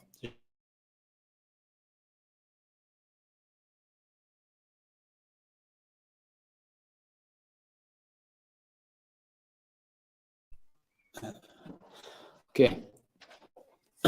Okay, just now there was a little bit of disruption. I saw the screen. Am I still live? Can you still see me? Please post in a comment. I think it should be fine, but just in case.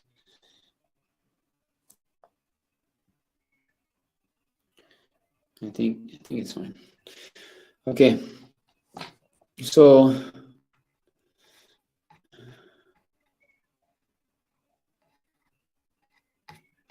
okay, another thing here.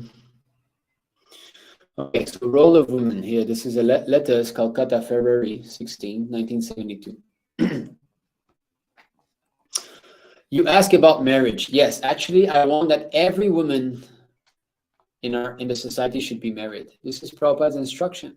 We should not try to go against that and say that, no, I want to remain alone and all, you know. This is not correct. If we go away from the guidance of the Lord through his pure devotee, we are risking, we are on our own, you know. Krishna is taking care of us. The more we surrender, the more he takes care. But if we go against his instructions given by the pure devotee, then we'll get burned, you know, we'll suffer. So we should, I mean, at least the mentality of I want to remain alone should not be there. Of course, you know, sometimes it occurs that some of our Matajis somehow or other don't get married. That's another thing, but not that purposefully I don't want to get married. No.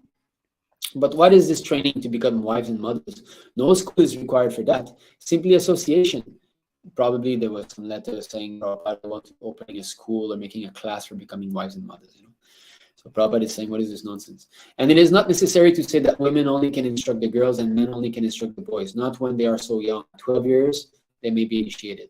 A woman's real business is to look after household affairs, keep everything neat and clean, and if there's sufficient milk supply available, she should always be engaged in churning butter, making yogurts, curd, so many nice varieties, simply from milk. The women should be cleaning, sewing, like that. So if you simply practice these things yourself and show example, they will learn automatically. One doesn't have to give formal instructions in these matters. Yes. So this is how traditional Indian villages still run. There's some occupation in the family, whether it's sewing or this, and all the women are together. And the women can be discussing, and they can even hear bhajans, you know, and they can sew also the outfits for the Lord. They can cook very nice preparation for the Lord. So in this way, they are protected in their nature. They have got good husbands, good sons. They're satisfied. They're peaceful, you know. They're never that. They're protected. Everything is going on nicely. They have got their occupational duties. But this is hard to swallow if the training is not there in the youth. That's why many of our Matajis in our movement, they have a hard time, you know, hearing these things, especially coming from the Western world sometimes. They hear these things and they're like, wow, you know, this is hard to accept.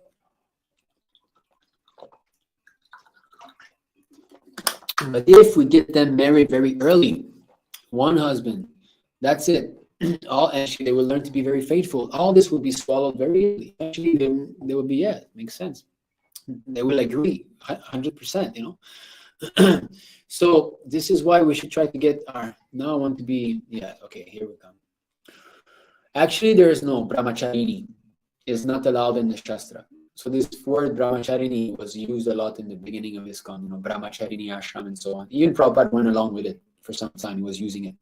Brahmacharini ashram, okay. Yeah, as I said in the beginning, he didn't want to, you know, bring it too hard. But here, you know, he's saying 1968, pretty early, you know, he's bringing it. Brahmacharini is not allowed in the Shastra. Where is the question of Brahmacharini? Because according to Vedic system, as soon as a girl is 14 years old or 16 years old, she is at once married. So this age, actually, Prabhupada thinks is too old. Now, why is he saying 16 or 14? Prabhupada knows how to speak to which devotee in which circumstances. If a devotee is more surrendered, he'll bring the number down a little bit. Just like he said that his daughter got married. Yes, is it his daughter? 12 years old, and he was a bit unhappy about that. He wanted her to get married earlier. According to Vedic system, no girl should be allowed remaining unmarried. So there is no question of brahmacharya. Every girl is supposed to be married. That is the Vedic system. A father's duty is that as soon as the girl is grown up, she must be married. She must be given in charge to a suitable boy. That is Vedic system. So are we going to be abiding by Vedic system, or are we going to be following the conception that was imposed upon us by a corrupted society? This demonic mentality that no, you just let the girl grow up and let her have some boyfriends here and there, and then where does that come from? So therefore, Chaitanya Mahaprabhu said, for grihastha devotee, asat sanga tyag. You renounce the asat. You cut off all this nonsense that you've been hearing before. Don't hear from your family members if they're not devotees, from your friends, from your co-workers. Don't watch TV. Don't hear any of these nonsense people speak about these matters, because they have no clue of what they're doing. They're born without knowing why. They're going to die, and they're going to be instructing everybody and everyone about all subject matters. You see, just like cleanliness. Some time ago I made a post about this alcohol. We disinfect our hands with alcohol, isn't it? The Shastra says alcohol is polluted. But I had to have many conversations with many devotees to try to convince them. Prabhu, there's a different type of alcohol, and this alcohol is alcohol. There's only, the process of making alcohol is what makes the thing become, because alcohol can be made from rice. Rice is not polluted, but the process by which you make alcohol makes it polluted. So whether it's made from rice or from wheat or from whatever, it's polluted. Fermented texture, intoxicating texture. So Prabhupada says that those tools, when they do surgery or whatever in the hospital, they disinfect in alcohol. That is polluted. So from whom are we learning these things that alcohol is disinfecting? We're speaking about cleanliness here. We're hearing this from people who, after passing stool, use paper and wipe it off, and then don't even take shower, and then go in the kitchen to cook, and while cooking they'll taste with their spoon and put it back in the pot. We're learning cleanliness from them. You want to hear if alcohol is good or not from that person, right? From the same person who supports abortion, from the same person who's having illicit sex and not taking shower after and goes and shake hands with people. These people, from the same person who stocks piles of dirty clothes, or please, we need to learn these things from Shastra, from the Acharyas, everything. So whether it's cleanliness or only, so girls must be married early, and it's our duty as fathers to get our girls married. Not that I let her grow up, and I see it, as soon as a girl hits, 10, 11, 12, what do? They start to put some little earrings, things like that. And when they go out, what do? They look left and right. Why? Which boy is looking at me? Who's going to accept me? They seek shelter immediately. Why leave our girls anxious? Why let them grow to this anxiety? Why let so many men enter the mind of our girls? We should cut that. We should protect them. We should not let them go to this anxiety of thinking that they are in charge of finding their own husband. They will be seeking this because lust emanates, comes in the heart towards this age when the periods are starting. And lust in a woman's body is 8 times stronger than lust in the body of a man. Yes, there's men designers. They make these bikinis, right, and this and that, and they give it to the girls, and you wear that. Excuse me, if someone would design something for me and tell me you wear this, what? Please. So why women do that? That is because of lust. Lust is so strong. Therefore, they accept to, yes, I'll pose like this, I'll wear that, I'll do this, And it is a fact that they like this exploitive mentality when men come to them with that. What is the, I don't know if some of you have heard some rap song of you. I used to like this rap music, this is how fallen I was. But what is this rap music? Prostitute is there, I get money, and I have sex with this prostitute, and she's a prostitute, and I don't care for her, and I kick her away, and I use her, and this. And the girls are dancing to this music. Hey, this is so nice, yes. So if a woman is not protected, she will like to be exploited. She will like to be, because this exploitation is there in them. It's in the female nature, So to protect them from degrading to such animalistic propensities, they have to be loved very early. Yes, that is what Shastra says. And we see how they can degrade, how much degrading society has become. The girls now, how they're dancing, immediately showing this dance of showing the bottom, shaking the bottom. What is this? All the attraction is focused on that, because the sex is there, the vagina is there, so the centrifugal force of lust is there, and this is what they're agitating. They're attracting all the men for that. What does it mean? Please come and rape me. That is the invitation. I'm available. I'm feeling lusty. Please come and rape me. Animalistic society, just like the cats, the pussies, the cats, pussy cats. That means I believe this is how you say female cat. So the female cat, when she's in heat, she yells, and she opens up the legs, the rear legs, and like that, any man can come and rape. So this animalistic mentality should not be transferred to the human society. Otherwise, where's the distinction?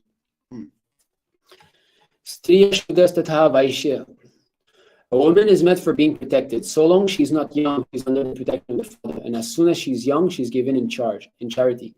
Kanya Dan. Dana means charity.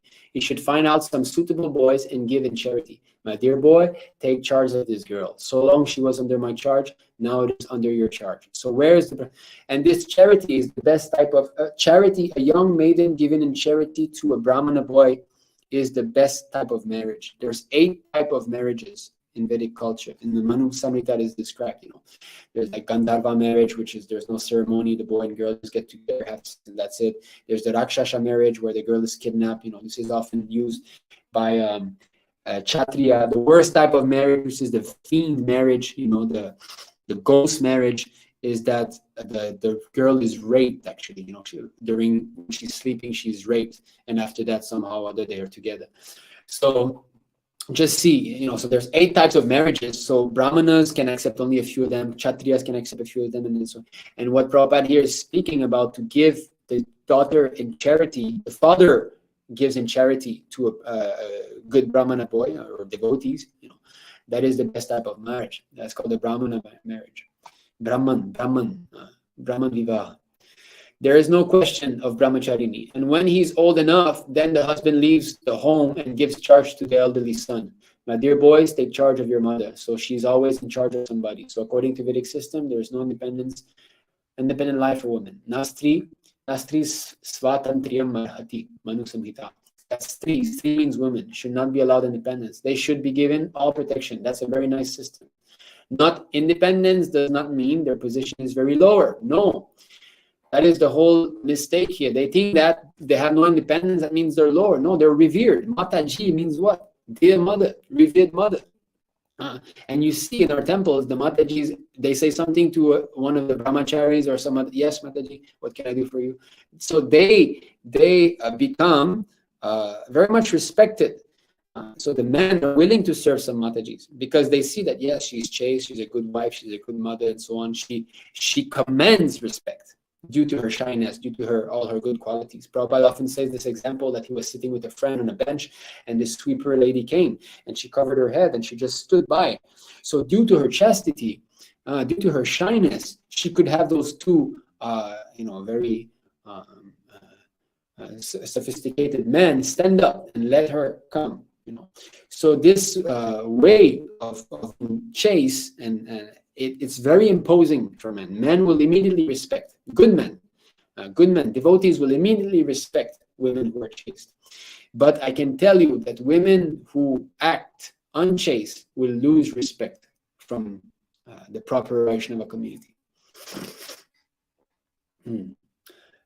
So just like children has no independence. No, independence means they are well protected. No independence does not mean that he has no independence to act. No, she has got under the protection. Yes.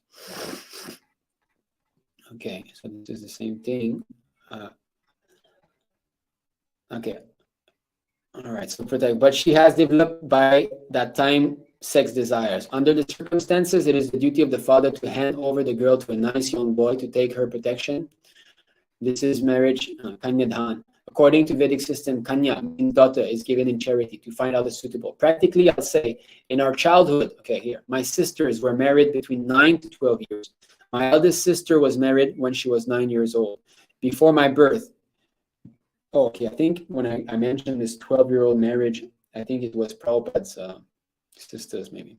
Okay, so before my birth, she is the eldest, and my second sister was married at the age of 12 years, and my third sister was married at the age of 11 years old. So by the 12 years, the marriage must be finished. You see this? Why is Prabhupada saying this? 12 years, the marriage must be finished. Now, some people might say, no, this is before. Prabhupada society, Bengal, is very... Why is Prabhupada speaking it out then? He knows that this is going to be recorded. He knows that we're all going to be having access to this. He knows that this knowledge will last 10,000 years. Why is he speaking it out even? He would not bother writing this in his books, right? No, this is for before only. So Shastra is right in the past, in the present, and in the future. Never that, no, Shastra now is not good. These adjustment in Vedic principles and the Shastric injunctions are made by the Acharya. Okay. For example, unmixing of girls and boys. So, okay, Prabhupada, he knew in the beginning, we need to tolerate a bit, and so on and so on. Okay, video is blur. Sorry, I'm seeing this now only. I've spoken a lot with a blurred video. So let me downgrade to 720p. Okay. I'm at 720p. Is it okay now? Is it better? Please let me know in the comment section. Is it okay? Has it become clearer? So I'll continue. Please let me know. Am I even still online?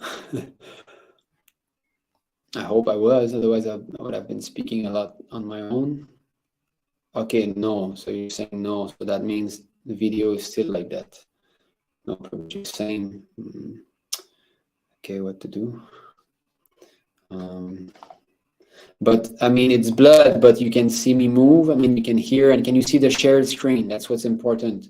Can you see Soka's clean screen? Okay, that's the main thing. So never mind my face.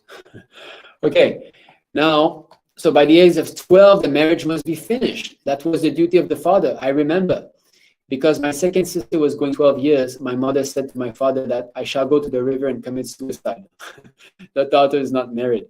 Prabhupada laughs. You see, the father was very sorry. Yes, I'm trying. What can I do? 12 years old, the mother was so anxious. And then next generation, I was also married man, I was married when my wife was only 11 years old.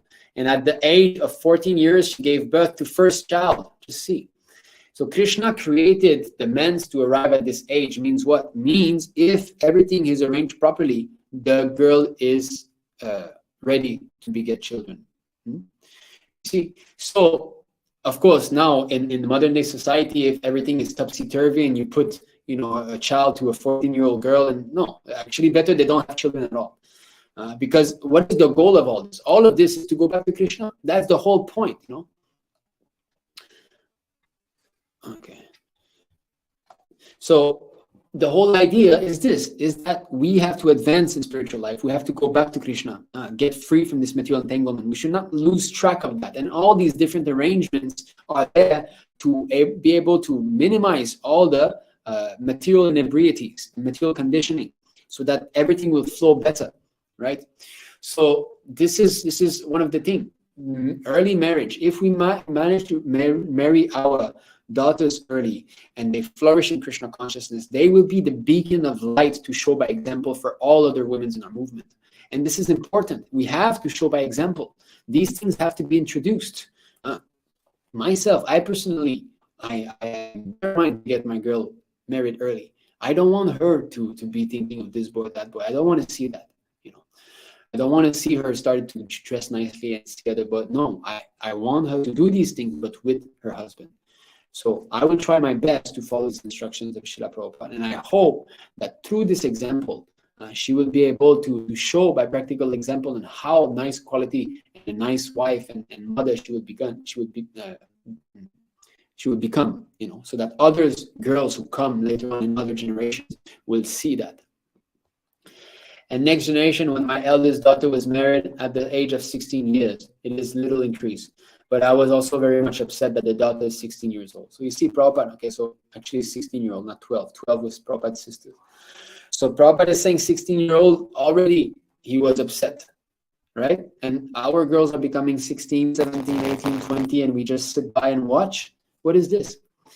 And of course, you know, it's harder to convince them once they are grown up like that. When there's a child, they're under our control. Okay, you married this boy. Okay, I married this boy. All right. But when they become 14, 15, and they see other girls and all, and they watch TV and they see these girls dancing, and then, oh, you know, I want, and then when you tell them, how about you get married now? You know, I know, Daddy, you know, I don't want that. Why should I get married? I'm not interested. No. They have this independence. They have this whole concocted, mentality already polluted. Just like in your country, the women, they're thinking of equal rights. And how you can equal right? You have to become pregnant. So you become pregnant and take care of the child. That is your duty. In India, still, you'll find they are happy. And now they are, no, we shall be equal with the men. And how you stop your pregnancy. And that they do not think. So they're thinking that we shall not be pregnant. And if we become pregnant, we shall kill. And we shall have equal rights with the men. This is going on. Yes, exactly. Anyway, this is another topic, you know, about, it's related, but yes. So, okay, I think there's a lot of comments. We try to take some questions and see. Okay, let me see. I'm going. Yeah, so this Western high school was horrible. It teach all nonsense so fast. Yes, definitely. I was taught, as a 13-year-old boy, I was taught how to use preservative. They had this, plastic penis that was there, and they were showing us how you do this. This is a high school. This is their child marriage is not even legal in India. Legal or not legal, we don't care. Of course, it would be nice that, you know, this whole certificate stuff is nonsense. There was no certificate before that. This is my marriage paper. You know, paper means I can rip it apart, right? So you're separating substance from the actual truth. You know, that's why. So paper married, paper divorced. That's it. But before there was no paper. There's the great ceremony. Everybody in the village knows. Everybody knows who's your husband, who's your wife. Never mind, not legal. We do the fire sacrifice, the Vedic marriage. You do that in the temple. You can get your daughter married, you know, early in the temple. That's it. And she knows, and she stays with you. She keeps staying with you. And when she starts to be, you know, 10, 11, 12, then okay, she can go a few months back in this way. A few months in, a few months back, so she gets acquainted to live with it. And when she's older, then okay, she can go. But if you're thinking, oh, you know, my daughter's going to leave me so early, and this is self Prabhupada was saying that one of his daughters, I think Prabhupada has got only one daughter, is it? I don't want to speculate, but he mentioned that his wife wanted to keep the daughter as servant because daughter is very helpful in the house, right? I have so many house duty, the daughter can help so much. So we should not have this mentality that let me keep my daughter as long as possible so that, she can help me out. No, I know it's going to hurt to give away the daughter at such an early age. Definitely we've got material attachment. But again, this is another aspect, you know, to quickly become detached. The boy goes brahmachari in the ashram, 15-year-old. Actually, it's supposed to be 5-year-old, you know, and training. But us in our Kṛṣṇa Conscious Movement, you know, when he's ready, he can join us full-time devotee, brahmachari in the temple. And the daughter is already married. And then quickly you become free. So Varṇāśrama-dharma can kick in fast, right? Then at the age of 40, 50, you can take Varṇāśrama with your wife. And again, in the book van, you know, you start to preach again with your wife in this way. The son is getting trained in the temple. The daughter is nicely, and you come back once in a while and you see the children. So fast you get out of this family entanglement. Fast you settle your children. This is another aspect of child marriage that is important. Whereas when your daughter is still there at 30-year-old, where is your Varṇāśrama? You're going to leave your daughter alone without protection?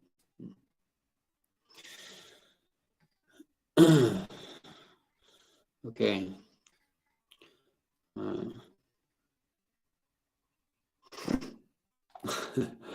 In Russia, some women are stronger than some men, but in general, the picture is the same as you said. Yeah, maybe some women who train, you know, now they have got these boxers women, right? The boxer women who train and lift weights and all. Yeah, but all this is artificial.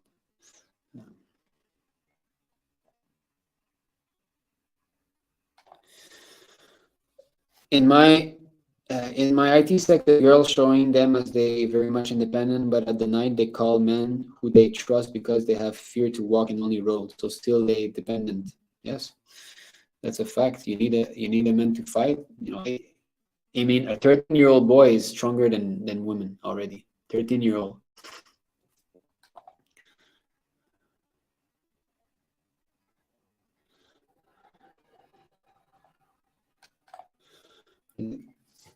Guru Nimi said, all need freedom, attachment is commonplace, futile within the purity of transcendent truth. What can repression accomplish?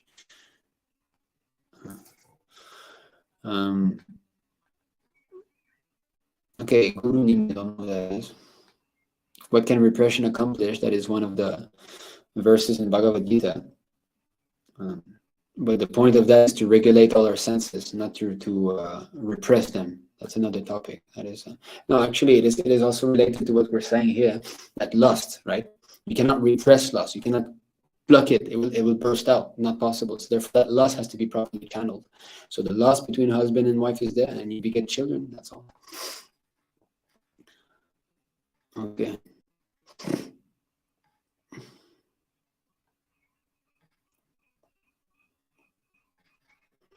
Okay. So actually, feminists are actually controlled by some evil men. Yes, the men are encouraging them, right? No, you also you can have your career and this and that, so that there's so many women in society that you can pick from. If there's no women in society, where are you going to have your illicit sex?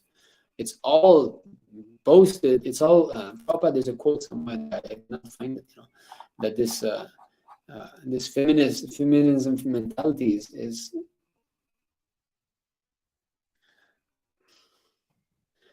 been promoted by men.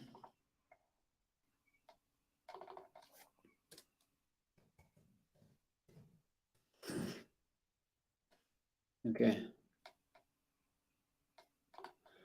Yeah. So here.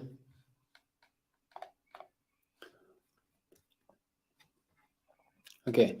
Abaleva, Abala, another name of the woman, just like if somebody attacks women, any young man, when he has got 16 years old, he can attack any woman. But a woman, even though she's 16 years or 18 years old or 20 years, she becomes immediately victim. So Abaleva.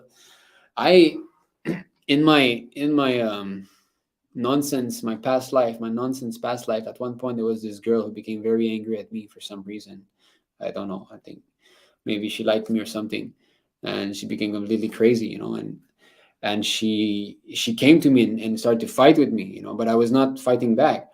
She was punching me, and what I was doing, I was hitting my head on her punches, and it was her wrist that was hit. She was like that, and ow. So only with my head I did that, and at one point I simply grabbed her wrist, and I just grasped like that, and I pressed, and she immediately became subdued, So I could see that, wow, so easily. What a nasty life I had before. Even the woman is higher in age, still she cannot protect. Therefore, women requires protection. According to Vedic culture, women has no independence because they cannot keep their independence. It is not possible. A 16-year-old boy can go safely all over the world, but a 16-year-old girl cannot. That is not possible. By nature, they are weak.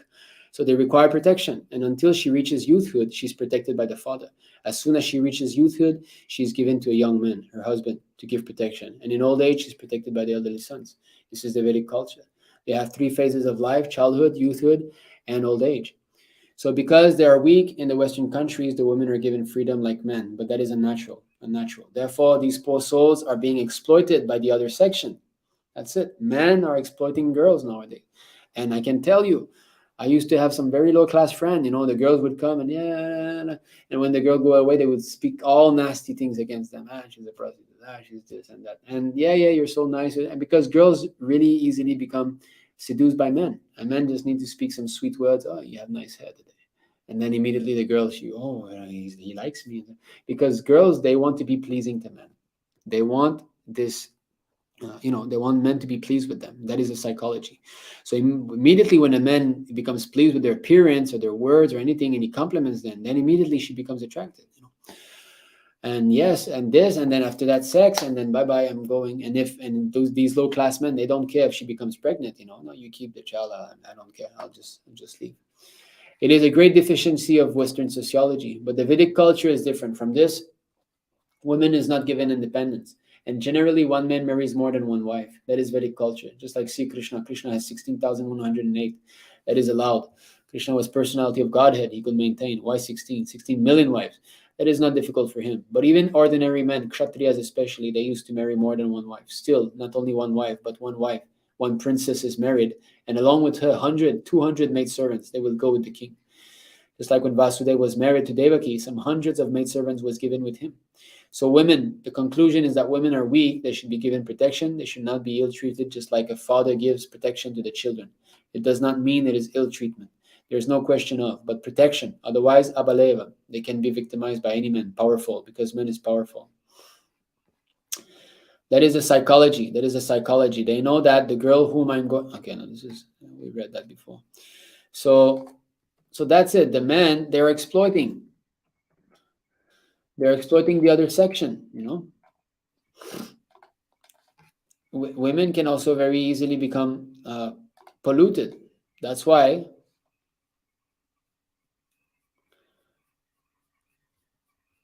all these restrictions are there. She wants to know about the women's liberation. What is your feeling about women's liberation? That I don't want to discuss. Okay, as you have asked, I may explain that how foolish women are being cheated by the intelligent men. You see? Okay, then they have given, in your country, they have given you liberty. Liberty means equal rights, is it not? Men and women has got equal rights. They're trying in this country. That's a reporter, Sandy Nixon, a woman. All right, trying, but you women, you cannot see that this so-called equal right means cheating the women. Now, I say more clearly that the women and men meet. Now they become lover. Then they have sex. And the woman becomes pregnant and the man goes away. The simple woman, she has to take charge of the child and beg from the government alms. So they say independent, right? But when you become pregnant, you cannot work. And plus, you have to maintain the child. How are you going to do? So they go and beg. They want these things. So on one hand, they say, you know, abortion is healthcare. Let me kill my child so that I remain independent. On the other hand, why do you take away my pension? You know, every month you're supposed to give me some allowance, the government. So they're beggars and they're killers. And they think that this is independence. Then they have sex and the woman becomes pregnant and the man goes away. The simple woman, she has to take charge of beg off from the government. Please give me money. This is your independence. Do you admit this is independence? That is, the man makes the woman pregnant and he goes away without any responsibility. And the woman cannot give up the child. She maintains, begging from the government. Or she tries to kill the child. Do you think it is very good independence? What is your answer? Well, she has made the choice. That means that is 34 ounce. You have made your choice to kill your own child. Is that very good? 34 ounce as opposed to 48 ounce of, you know, in the brain, men and women. Sandy Nixon is the worst crime you could commit. Do you think it is very good business? I think this is a very complicated question. Therefore, they say, therefore I say they are cheating you in the name of independence that you do not understand. Therefore, 34 ounce. They are cheating you and you are thinking you are independent. They forget the responsibility that comes with freedom. Yes, they do not take the responsibility. They go away, they enjoy and go away. And the woman has to take the responsibility, either kill the child or maintain her, begging. Do you think begging is very good? In India, although they are poverty-stricken, still, they do not remain independent. They remain under the husband, and the husband takes all responsibility. So she has neither to kill the child nor to go beg for maintaining the child. So which is independence? To remain under husband is independence, or to become free to be enjoyed by everyone? So you see, so that's the thing. And I have personally seen. The Prabhupada says, but to protect them from this exploitation by men, we teach something that you do like this, you do like that, you be married, be settled up, don't wander independently. We teach them like that. Okay, but then he goes on saying Krishna consciousness is concerned, everybody can approach with equality, you know. So this is it, you know. Yes, they're being exploited by men. This is what this feminist is all about. This men driving this. And the women are, you know, less intelligent, being cheated. Yes, it's true. I also want. Okay.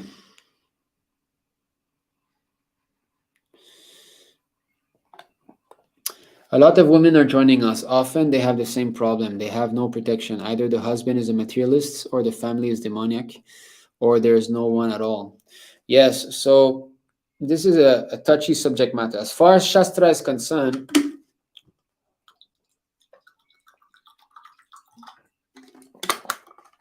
although Shastra says women cannot divorce, cannot leave their husband, there is some, I mean, there is some instances when it is okay.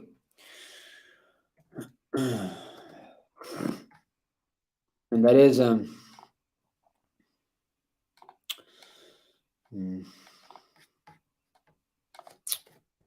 when the husband is fallen and the wife is a devotee, then it is all right.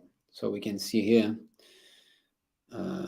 15 to 64, Madhya 15 to 64. Okay, sorry. Oh, here, am I sharing the screen? No.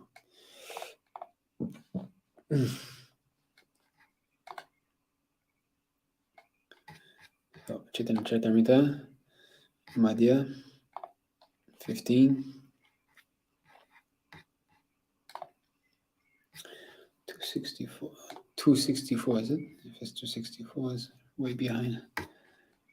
264. Okay. Okay, so this is, I believe, Sarvabhauma Bhattacharya, is it? Yeah. After returning to his home, Sarvabhauma Bhattacharya consulted with his wife, the mother of Shathi. After personally condemning himself, he began to speak as follows. If the man who blasphemes Sri Chaitanya Mahaprabhu is killed, his sinful action may be atoned. So because his son-in-law blasphemed Sri Chaitanya Mahaprabhu, his son-in-law. Sarvabhauma Bhattacharya continued, or if I give up my own life, this sinful action may be atoned. However, neither of these ideas is befitting because both bodies belong to Brahmanas. This is, Prabhupada often said that, that killing ourselves is not good because, we're becoming Brahmana. Anyway, instead, I shall never see the face of that blasphemer. I reject him and give up my relationship with him. I shall never even speak his name. Inform my daughter Shathi to abandon her relationship with her husband because he has fallen down. When the husband falls down, it is the wife's duty to relinquish the relationship. When a husband is fallen, one's relationship with him must be given up. Now, you see, Shastra says so, but will they be able to do that? And it's not that you give up your husband, but you don't surrender. You don't devote your whole life to Krishna consciousness. Not that you give up this dharma of the wife, the Varṇāśrama, and you don't take the Bhagavad Dharma, which is, full surrender to the Supreme Lord. And not that you give up this man to take another man also. That is not, Of course, Prabhupada was very merciful. It did occur in the movement that women, maybe they had a bad husband and they got remarried again. Prabhupada, allow, okay, what to do, go on with your life. But according to Shastra, this is it, Okay. Then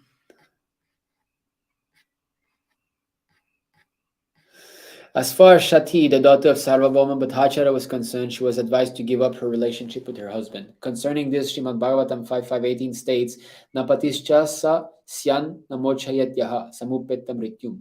So this is the verse, one should not become a worshipable demigod, a guru, a father, a husband, if he cannot deliver his dependent from the imminent death.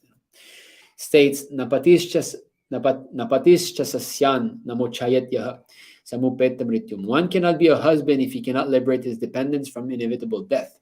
If a person is not in Krishna consciousness and is bereft of spiritual power, he cannot protect his wife from the path of repeated birth and death. Consequently, such a person cannot be accepted as a husband. A wife should dedicate her life and everything to Krishna for further advancement in Krishna consciousness. If her husband abandons Krishna consciousness and she gives up her connection with him, she follows in the footsteps of the Dvija Patnis. So this is the instance that we have, that women who have left the shelter of their husband to go to Krishna. So the Dvija Patnis, the Yagnik Brahmins were performing rituals, and the friends of Krishna Balaram, they went to beg from them. We are hungry, we want something, and the Yagnik Brahmins say, go away.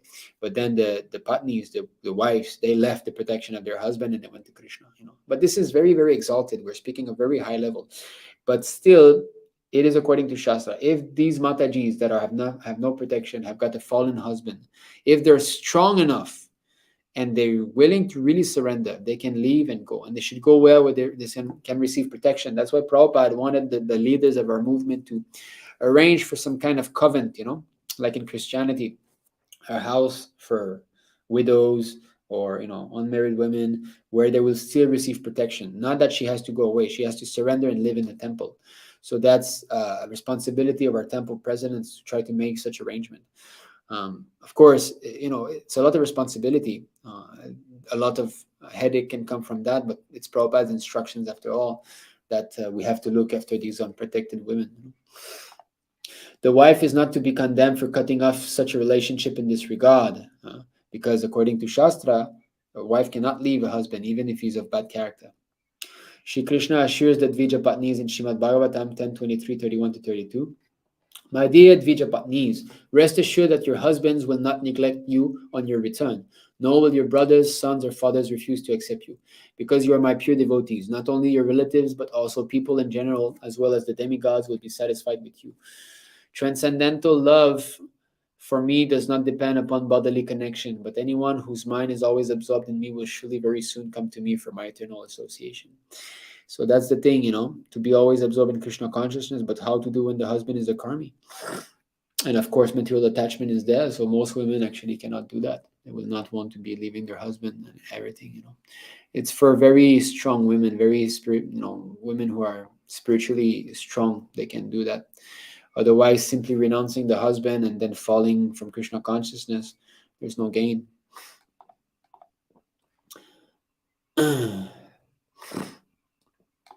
Yes, so protection of Guru Srila Prabhupada, but that means protection of Shiksha Gurus, of physically Shiksha Guru, physically present male devotees.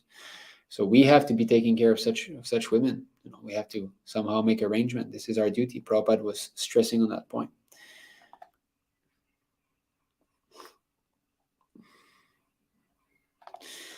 Prabhu, what about disobeying father for higher cause? Yes, of course. But we have to, if the father is saying don't go to Krishna, then yes.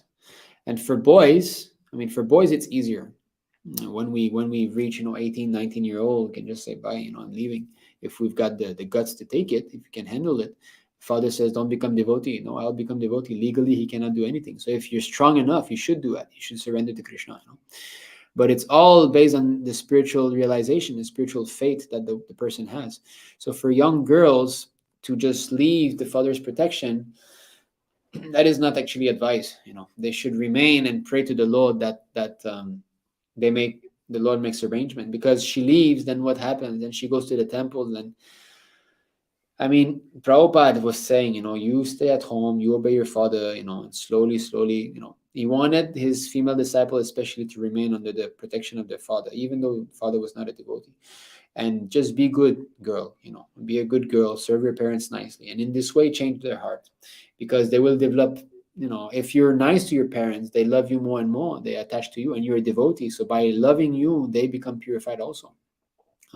Krishna will be pleased that they're pleased with the devotee, his devotee. So in this way, Krishna will make arrangement. Better wait for Krishna's arrangement and not do anything drastic. We should seek guidance, because every circumstance also is different. So all these young boys or girls who want to leave parents, they should ask, they should talk with the local authorities, the preachers, and so what should I do in this way? But definitely it's according to Shastra. We've seen it here, the Dvija Patnis, they left, the Gopis, they left. So according to Shastra, but if you're leaving and you're not surrendered, then you're only disturbing things, because your karma is going to follow you. Sarvadharman parityaja, you will take everything if you surrender, but if you don't surrender, your karma follows you. That means that the pleasure and pain will follow you. That's a big thing. My mother, she left my father, she was not chaste enough. But it's not all my mother's fault, there was some fault on my father, but generally divorce occurs due to the women weakness. Prabhupada says that. So anyway, so that doesn't mean that she left my father, she became more happy. The pleasure and pain follow you. It just take a different shape, that's all. So you cannot become more happy or better, because she fell back. You see, my mother, she served in ISKCON for 20 years. And only 1 or 2 years after leaving my father, she stopped chanting her rounds. You see, whereas my father is still chanting his round, he's still, he's still there. But my mother finished 2-3 years. I've seen my sisters become corrupted in those same 2. In the beginning, she left. Okay, they were working in Govinda restaurant, my sisters and my mother. okay, a little bit. But after that, boom, they all left Krishna consciousness. My mother went back to her former habit. Before joining Krishna consciousness, she was hippie. So she went back to this ganja smoking and this and that. Of course, I'm speaking of my mother. I don't want, I don't want to offend her. I don't want any of you to speak bad of her. She's such a nice mother. She has got a kind heart. I still remember how nicely she was reading stories to me in bed and time, Krishna conscious stories. So I always pray for her. I always pray that she becomes a devotee again. And actually, when she came here, when our son was born, Krishna Sudam, immediately she picked up back, 16 rounds again. Although she was chanting 0 at home, she came back. She could chant 16 rounds holding our son. So you see, she's a devotee. It's just that for the moment, ashes are covering the fire. So that will have to be fanned again. So I pray that in her old age, when she becomes very weak, she starts to understand that I'm her shelter now. She has no other shelter. And I often told her, you come to China, you come under my protection. I'll care for you, everything you do. She still has a part-time job. So anyway, I pray for her. But I'm using these examples in my own personal life so that some of you become more convinced of Prabhupada's instructions. So she left and she could not sustain. And my sisters, they became, also drinking, smoking, all of that, illicit sex. Everything collapsed. So you might say, I'm not happy in my family life, but you leave and you don't surrender to Krishna. Everything will degrade even further. Okay.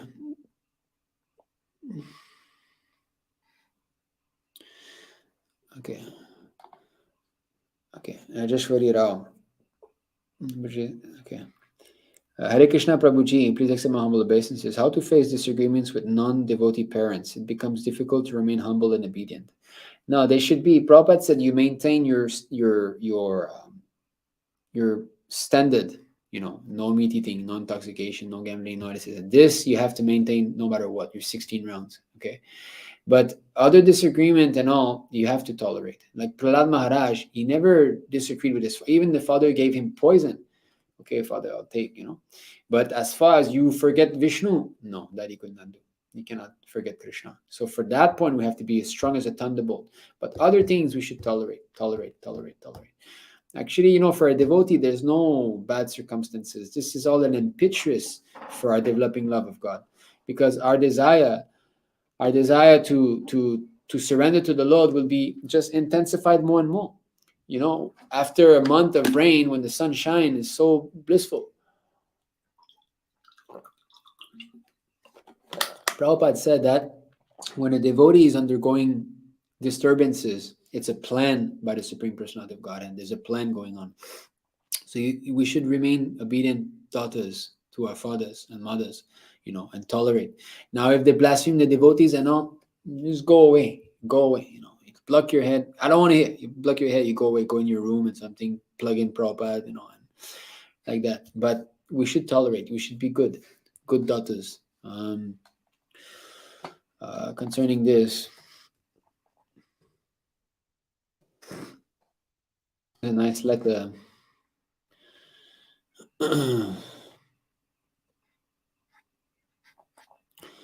Nice letter from Prabhupada.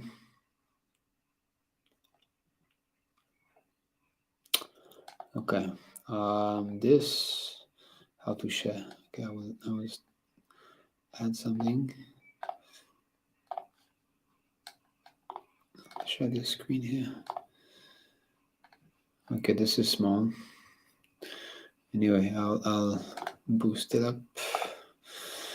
Okay, so Shri Prabhupada to Gargamuni. Okay, I beg to acknowledge receipt of your letter dated November 20th, 1968. And previous to this letter, I received another letter from you dated November 7th. And instead of replying you directly, I have said the following words. Okay. Okay.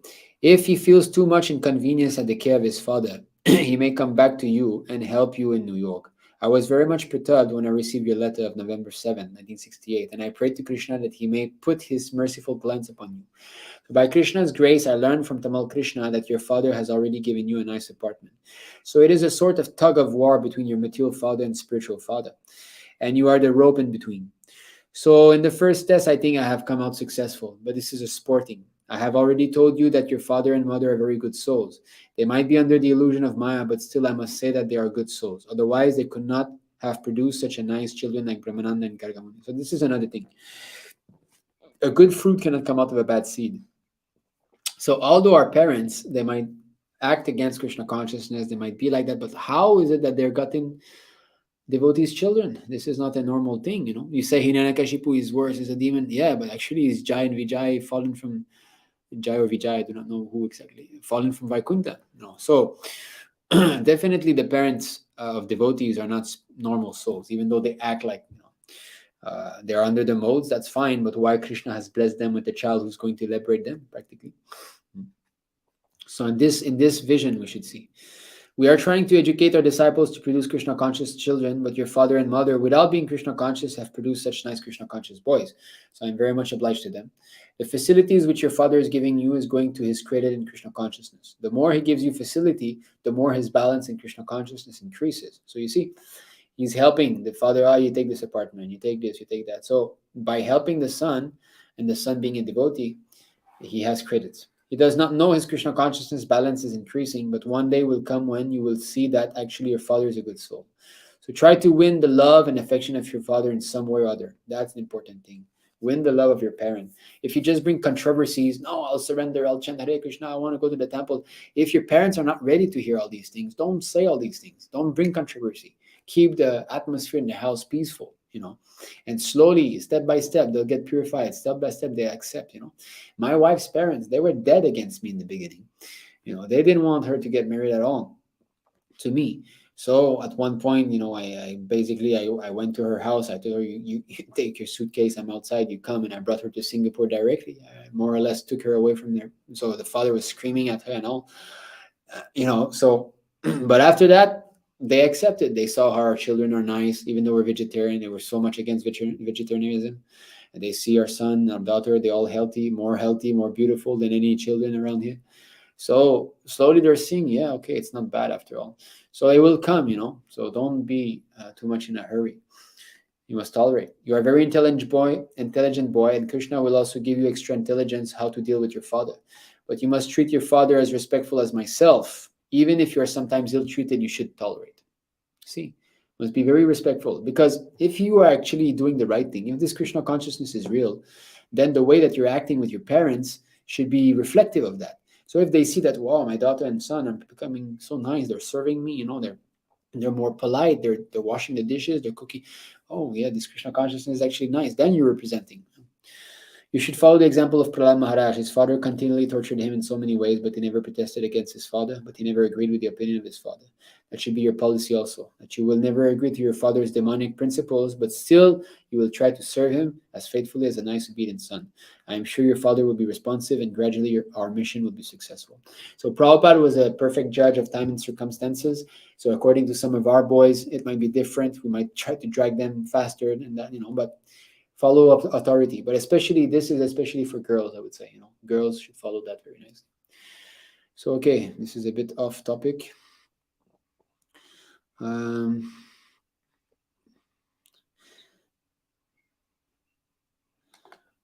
Okay, so feeling happy and blessed to be born in a woman's body, mentally seriously, yours, Akutima. So, actually, we should not be feeling blessed to have this rotten material body. What is this rotten material body? You know, it is a curse. This is the disease. To feel blessed to have this body, no. If it can be used in the service of the Lord, yes. But what is this body? This is what it is. It's a pile of this and that. Feeling blessed to have this, to carry this around. We all have a bag of stool in our body and urine. We're carrying this around the whole day and night. Mucus, you know. She separated her beauty, right? So why should we feel happy and blessed for that? And to say that men nowadays, this is very generalism. This is the whole, you know, I know that women can be hurt by our low-class men, but again, don't throw away the baby with the bathwater. You know, some men might be fallen, but not all men are fallen. So why use the sentimentality that one has for fallen men to good men? Why put all in the same basket? You know, it's just like saying some girls are a prostitute and all women are prostitutes. This is the effect that the whole Western sociology is having on women now. That women now are very much, you know, I don't like men, you know, I can take care of myself and all. This is bad. This is sad, actually. We should not be like that. Men nowadays, Prabhupada is making first-class men. If actually someone is surrendering to the Acharya, he will develop all the good qualities of the demigod. So what about such a man? Don't we want to be married to a godly man? And plus, Prabhupada is saying women should not be independent. This is exactly what I'm talking about. And this is exactly why girls should be married early. So that all these feelings, inimical feelings against men and all, will not develop in them. This is the shortcut process. If you get them married early, they're faithful, obedient to their husband, and so on. All these poisonous ideas of men and women war, feminism and this and that, sexism, it won't, it'll be heads behind. Immediately you realize that this is nonsense. This is bogus. We should not get entrapped with this. So this is unfortunate. We come from, we are the first generation to become purified, right? Our mlechas and yavanas and this and that. It is hard for us to get all those principles in our life, but we should purify the family. Our descendants should be, fixed up in this knowledge. Not that they also have to go through the whole roller coaster that we went through. No, why? I went to school. That was a roller coaster. I would not wish my son to go through that again. You hear at home that the sun is closer to the earth than the moon. You go to school, the sun is a big thing in the middle, and we spin around it. And what's going on? Everybody believing that they're believing this and so on. And then my nephew, the same nephew that had an accident, that my sister was saying. When last time I saw him, some 9 years ago, I was preaching to him. At that time it was like 11 years old or so. I was preaching to him about God. So no, God creates things. There's problems in society because we don't obey His orders and so on. So he went into a morality class. They have these morality classes. So the teacher said, "Why do you think there's problem in the world?" So he said, "There's problem in the world because we have turned our back away from God." Spot on, And the teacher gave him 0, a big red 0. God, you dare to speak of God in my classroom? Envious demons. And this is where we're sending our children, in the hands of such people. You're going to hear 8 hours a day from atheists and associate with children who are sons and daughters of atheists, who watch TV and cartoon and everything whole day and night, who eat meat and this and that. You want your child to be spending 8 hours a day in those associations? Really? No. Even if my son could not read and he could not, know any mathematics, if he's a devotee, I'll be happy. That's all. I'll be happy. I don't care about all this nonsense education. For what? Wasting time for what? Becoming a PhD, this, that, and then going begging, door to door, please give me a job. And then you work for a Shudra when Prabhupada is trying to make Brahmanas. Of course, I understand we all come from different backgrounds. We all have different circumstances in life. Some needs to earn and this and that. But, things have to be spoken out. This is why I want to start this series, addressing Krishna conscious taboos, so that these things be spoken out. Not that we dust it under the carpet and don't address these issues. I want my son to be a Brahmana. I want my son to be a preacher. That's it. Not that, I have to give him the choice. What choice? What is this nonsense idea of choice? There's no choice. Krishna never gives choice to us that, of course, he gives freedom. You go, but what happens with that freedom? It's nonsense. There's no choice. Krishna has no desire, you choose what you want. No, you do that. This is what is good for you. So I know what's good for my son. I'm a responsible father. I'll tell him this is what you do. Don't become entangled with all this thing. Just preach. That's all. I studied 11 years at school and 5 years at university. For 16 years, I was not even taught how to cook, but they taught to look for the roots of equations that no one needs. 16 years wasted. Yes. Tell me, do you use algebra in your day-to-day life? We all went through that, right? Algebra, A, B, C, A equals this, that. Do you use that? Please. Mathematics have become obsolete. Everybody's got cell phones now. Yeah. Hey Google, or hey Siri, what is that? Bang, finish. What is this mathematics stuff? You have to count how many carrots you buy in this. Please. Nonsense, how much we've wasted. Christopher Columbus discovered in 17, and then he traded some guns for the... what is all this?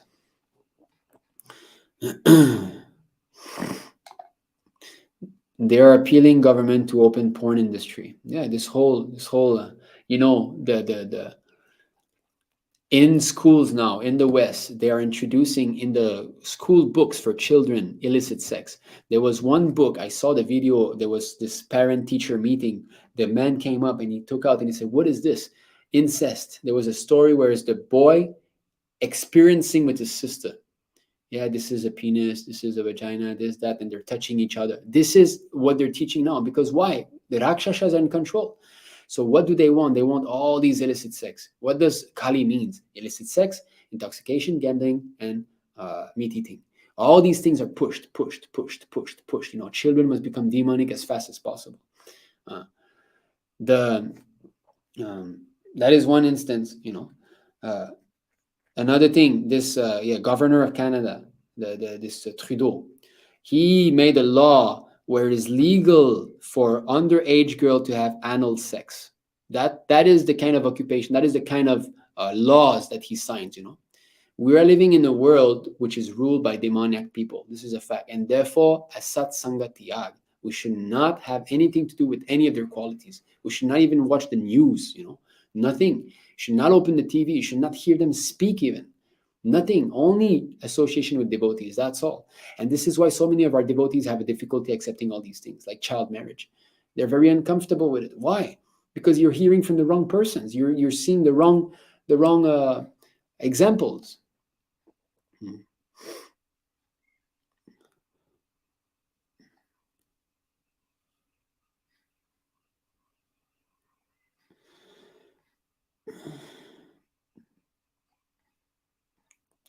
Okay. Yes. Okay. This is another point I forgot to mention. My grandmother married in 13 years old. If you go back to generations, let's say 2, 3, 4 generations before, and you see how old they were when they got married, you will see that they were very young. You know, even in the West, they would get married early, 16-year-old, you know, 18-year-old at least. They would already be settled, you know. And in India, even more. You go back to your grandparents. A lot of you are from India, probably most, you know. You see your grandparents, how they were living. Married great-grandparents, great-great-grandparents. That was there. So that was there. And we pose ourselves as being devotee, as being, you know, the sharp head, the very tip of Vedic culture is us, Vaishnavas. And we cannot even follow these principles that are followed by, you know, Hindu communities. We also have to introduce these. So we have to start performing these child marriage in our temples. Get the girls married young. No, there's nothing wrong in that. It is all auspicious. All auspicious for the girl, all auspicious for both families. They'll have more ties. You know, it will increase devotee relationships. Your family grows, right? The temple congregation becomes more tightened up. Because my son marries your daughter marries his son, the son marries like this, early, you know. Of course, some of the sons should try to become brahmachari. And big age gap, that's also important. My wife is 8 years younger than me, you know. So that is a good age gap that I find. This is Shastra. Man 25, girl 16. That's what they say normally, you know, a good marriage, 25, 16. So there's a 9-year gap. So you know, when the girl is married very early and she gets a young man, she will have this vision of him as also being a fatherly figure, you know. So she would be very obedient, that like, this is like my second father now, like he's a father, a husband, you know. And in this way, she'll never think of trying to go against his will or anything. She will be very happy to be under his protection and shelter, you know? So all these mentalities of I can also, that will never arise, you know. So from the very beginning, you cut. You don't allow any weeds, unwanted weeds to grow.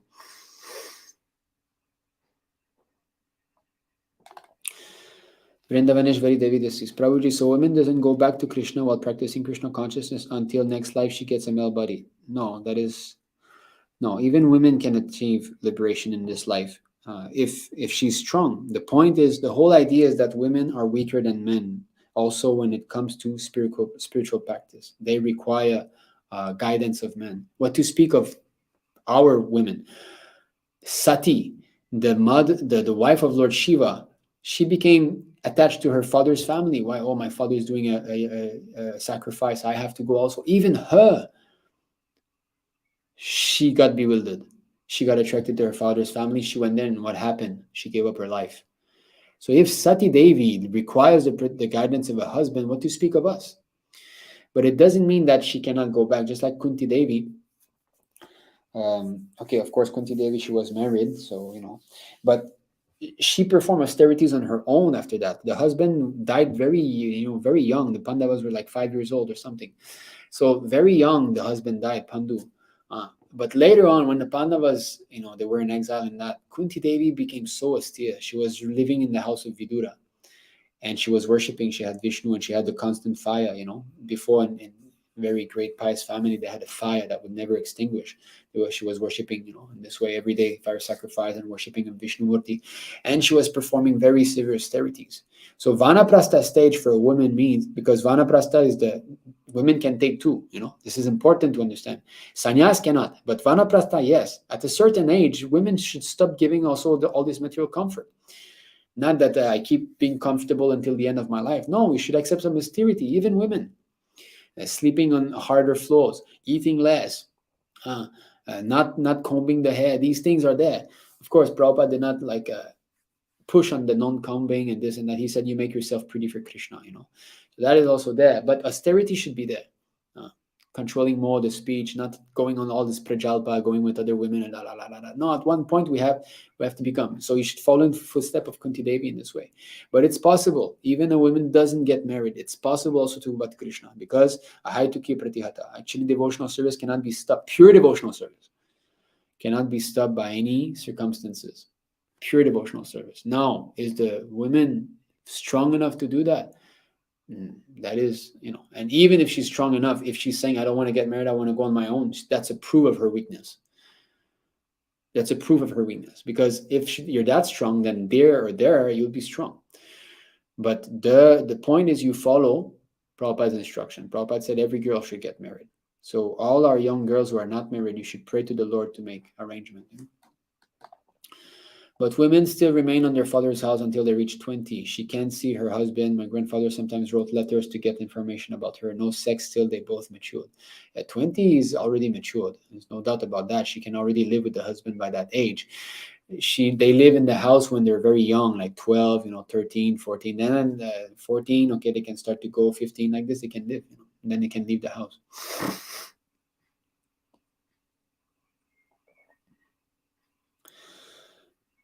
Okay.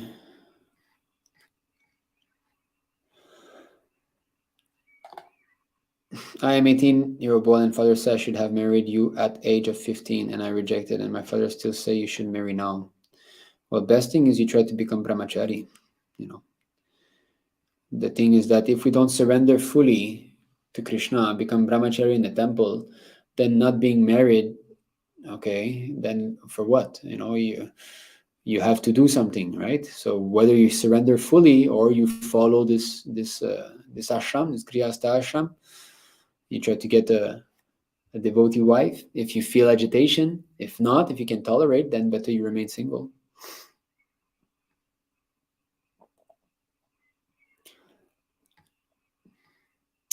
Okay. Now I'm going to the.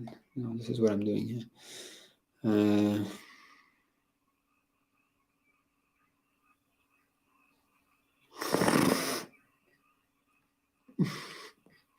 Yes. Okay. We have addressed all this.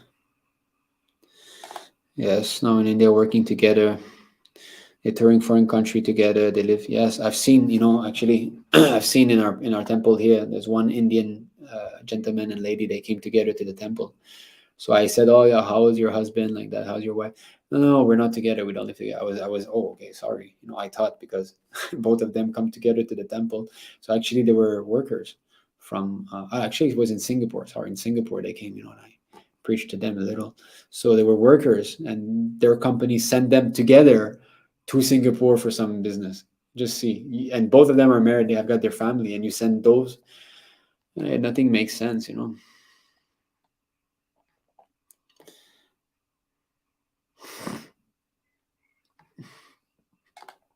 So what if husband dies at an early age? According to Shastra, she should not remarry. Of course not. Then she should go back to the protection of the father if she has no sons, or if the son is still young, then she should go protection of the father. This is how it is. But she should not marry again. Prabhu, will the Varṇāśrama system be reestablished anytime soon? On a large scale, I don't know. I don't think so. But in a small scale, in our society, it should be. Yes, there should be. Prabhupada said there should be Varṇāśrama college. We should have Varṇāśrama communities where we live on land. And the boys who have got, we should train them as brahmanas. Some boys who are more like Kshatriya nature, they should be trained to use weapons. Prabhupada spoke of these things. So at least within our Krishna consciousness movement, we should do that. And we should represent the Brahmana class. The Vaishnavas should represent the Brahmana class, so that others will see this is first class man. What to produce and eat at home vegetables which consist of protein. What does this have to do? Oh, yeah, maybe the, increasing semen. First of all, start chanting Hare Krishna. This whole increasing semen to beget the son. This is when we're surrendered. If you're not surrendered, don't beget any children. Should unchaste women be expelled from the family? It is said, Shastra said that the husband should leave the house where there's an unchaste woman. If she simply screams at the husband, always talks bad, and the husband should simply leave. You should simply go and surrender and become full-time, Not that you go and try to find another wife. That is, of course, we are weak. Sometimes this is what happens. What to do? Okay. A Mataji from America, not Hare Krishna follower, but Christian, relatively pious. She says how feminist is a scam. She got married at 20. Yes, intelligent. There are many intelligent women that understand that, but most don't. Okay. Hare Krishna Prabhu, it's very clear from this lecture the importance of early marriage for a woman according to Vedic's perspective. Prabhu, but what are your opinions about us men in third generation after Prabhupada, like I'm 24? Should we run away from women for the safety of our spiritual life or something else? That is, you should do nothing artificially.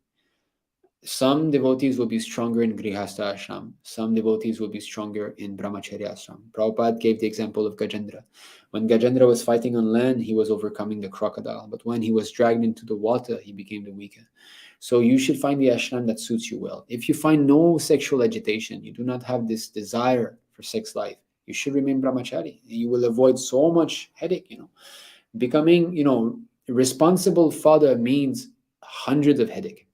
Responsible father. Irresponsible father means you do whatever you want. I don't care. Just take the phone, do that. You go out. He won't care. But responsible father means he has to take the headache for the family. There's a lot of headache. Children crying, bringing to the hospital, education, this, that, so much. Unless one is very strong in Krishna consciousness, this Grihastha ashram is just going to be a pounding on the head. You have to, first of all, get trained. Don't get married without being trained. That is my advice to you. What I realized is I got married without any training. All I had was like 3-4 months in Singapore. That's all. I was full-time, some 4-5 months in Singapore. That's it. And I got married. And boy, those early early years in marriage, we went through a lot, my wife and I. We were both coming from very different backgrounds, very bad backgrounds, and so on. And me more than my wife. And it was tough. It was a hard ride. So much suffering because of this marriage life I had to go through. So much. I don't blame my wife. This is my karma after all. And she's trying her best, and she's coming from. And now she's much, much, much, much better. She's a good girl. She's doing well, and she's helping me a lot. Preaching, she's supporting me and all. So don't jump too fast into marriage life. Get trained first. Become convinced of this philosophy. Surrender your life. Go live in the temple. Even if you say, I want to get married. First, you're young. You're 24. You go in the temple and live there. At least tell yourself, I'll live as a brahmachari at least 1 year. Tell yourself that. Then you start to consider about marriage. You want to go cross an ocean without knowing how to swim. You'll drown, boy. Forget about it. Be strong first. Don't talk about marriage now. And if you can completely avoid it, that's the best. And not just in India. You're saying in India they see marriage as being balanced. Not only in India, here in China also. That was a big thing that upsetted my wife's father. I didn't give any money. Here in China, the husband would give a lot of money to the wife's, that's a tradition here. The wife's parents, I didn't give anything. He was upset in the beginning, Now they're okay. Okay, I think this is it. So let us consider, deeply about the subject matter. I have a daughter, Kalindi, a little girl, and I want her to be protected by a nice, good, devotee husband. And I will try my best to get her married early and do this nice marriage in one of our temple, so that all other devotees will see by example. Yes, it's possible. Not that because now it's 2023 that these things cannot be done. No, it can be done. We have got the devotee community, is it not? Everything can be applied properly. So thank you very much for joining. I hope you have all liked the content here of Srila Prabhupada. It's all Prabhupada's instructions. I'm just trying to be a tool in his hands, trying to present possible. There is a lot, so much more we can topic. You've seen this this file that I have that I'm putting together actually for to make this video on women Diksha Guru. So this is another thing. It is huge, it is a big file, and there's so much content in this. And this is one of the things I like about making videos, is that it forces me to study and read and read and read and read and read. And I get deeper and deeper into a specific idea of the philosophy. So, dear Matajis, please follow the example of women like the one you see, Nityananda Prabhu's wife, Janava Devi, Kunti Devi, all of them. Take inspiration from them. Become nice mothers. Become nice wives. Don't be allured. Don't be cheated by this mentality of Western unchaste women, or not just Western, all over the world. I'm not going to be categorizing, but this feminist mentality, we have to be good, we have to be this. No, please don't become. Keep yourself always under the guidance, protection of a man. Don't become independent, and you'll be happy. Pray to Krishna that he sends you a nice husband and so on. And you'll be happy in Krishna consciousness. You'll be nice, So, okay, this is it. I thank you very much, all of you, for having attended. So we will be doing such classes every Thursday now, addressing Krishna conscious taboos. If you have any ideas of things that are very touchy subject matter that you would like us to discuss, you can send me. Thank you very much. Vanchakar patrubhischa kripasindhubhyo cha patitanam pavanebhyo Vaishnavebhyo namo namo. Anantagati Vaishnavrinda ki jai, Shri Prabhupada ki jai. Jai Nitai Go Pramanande. Hari Hari.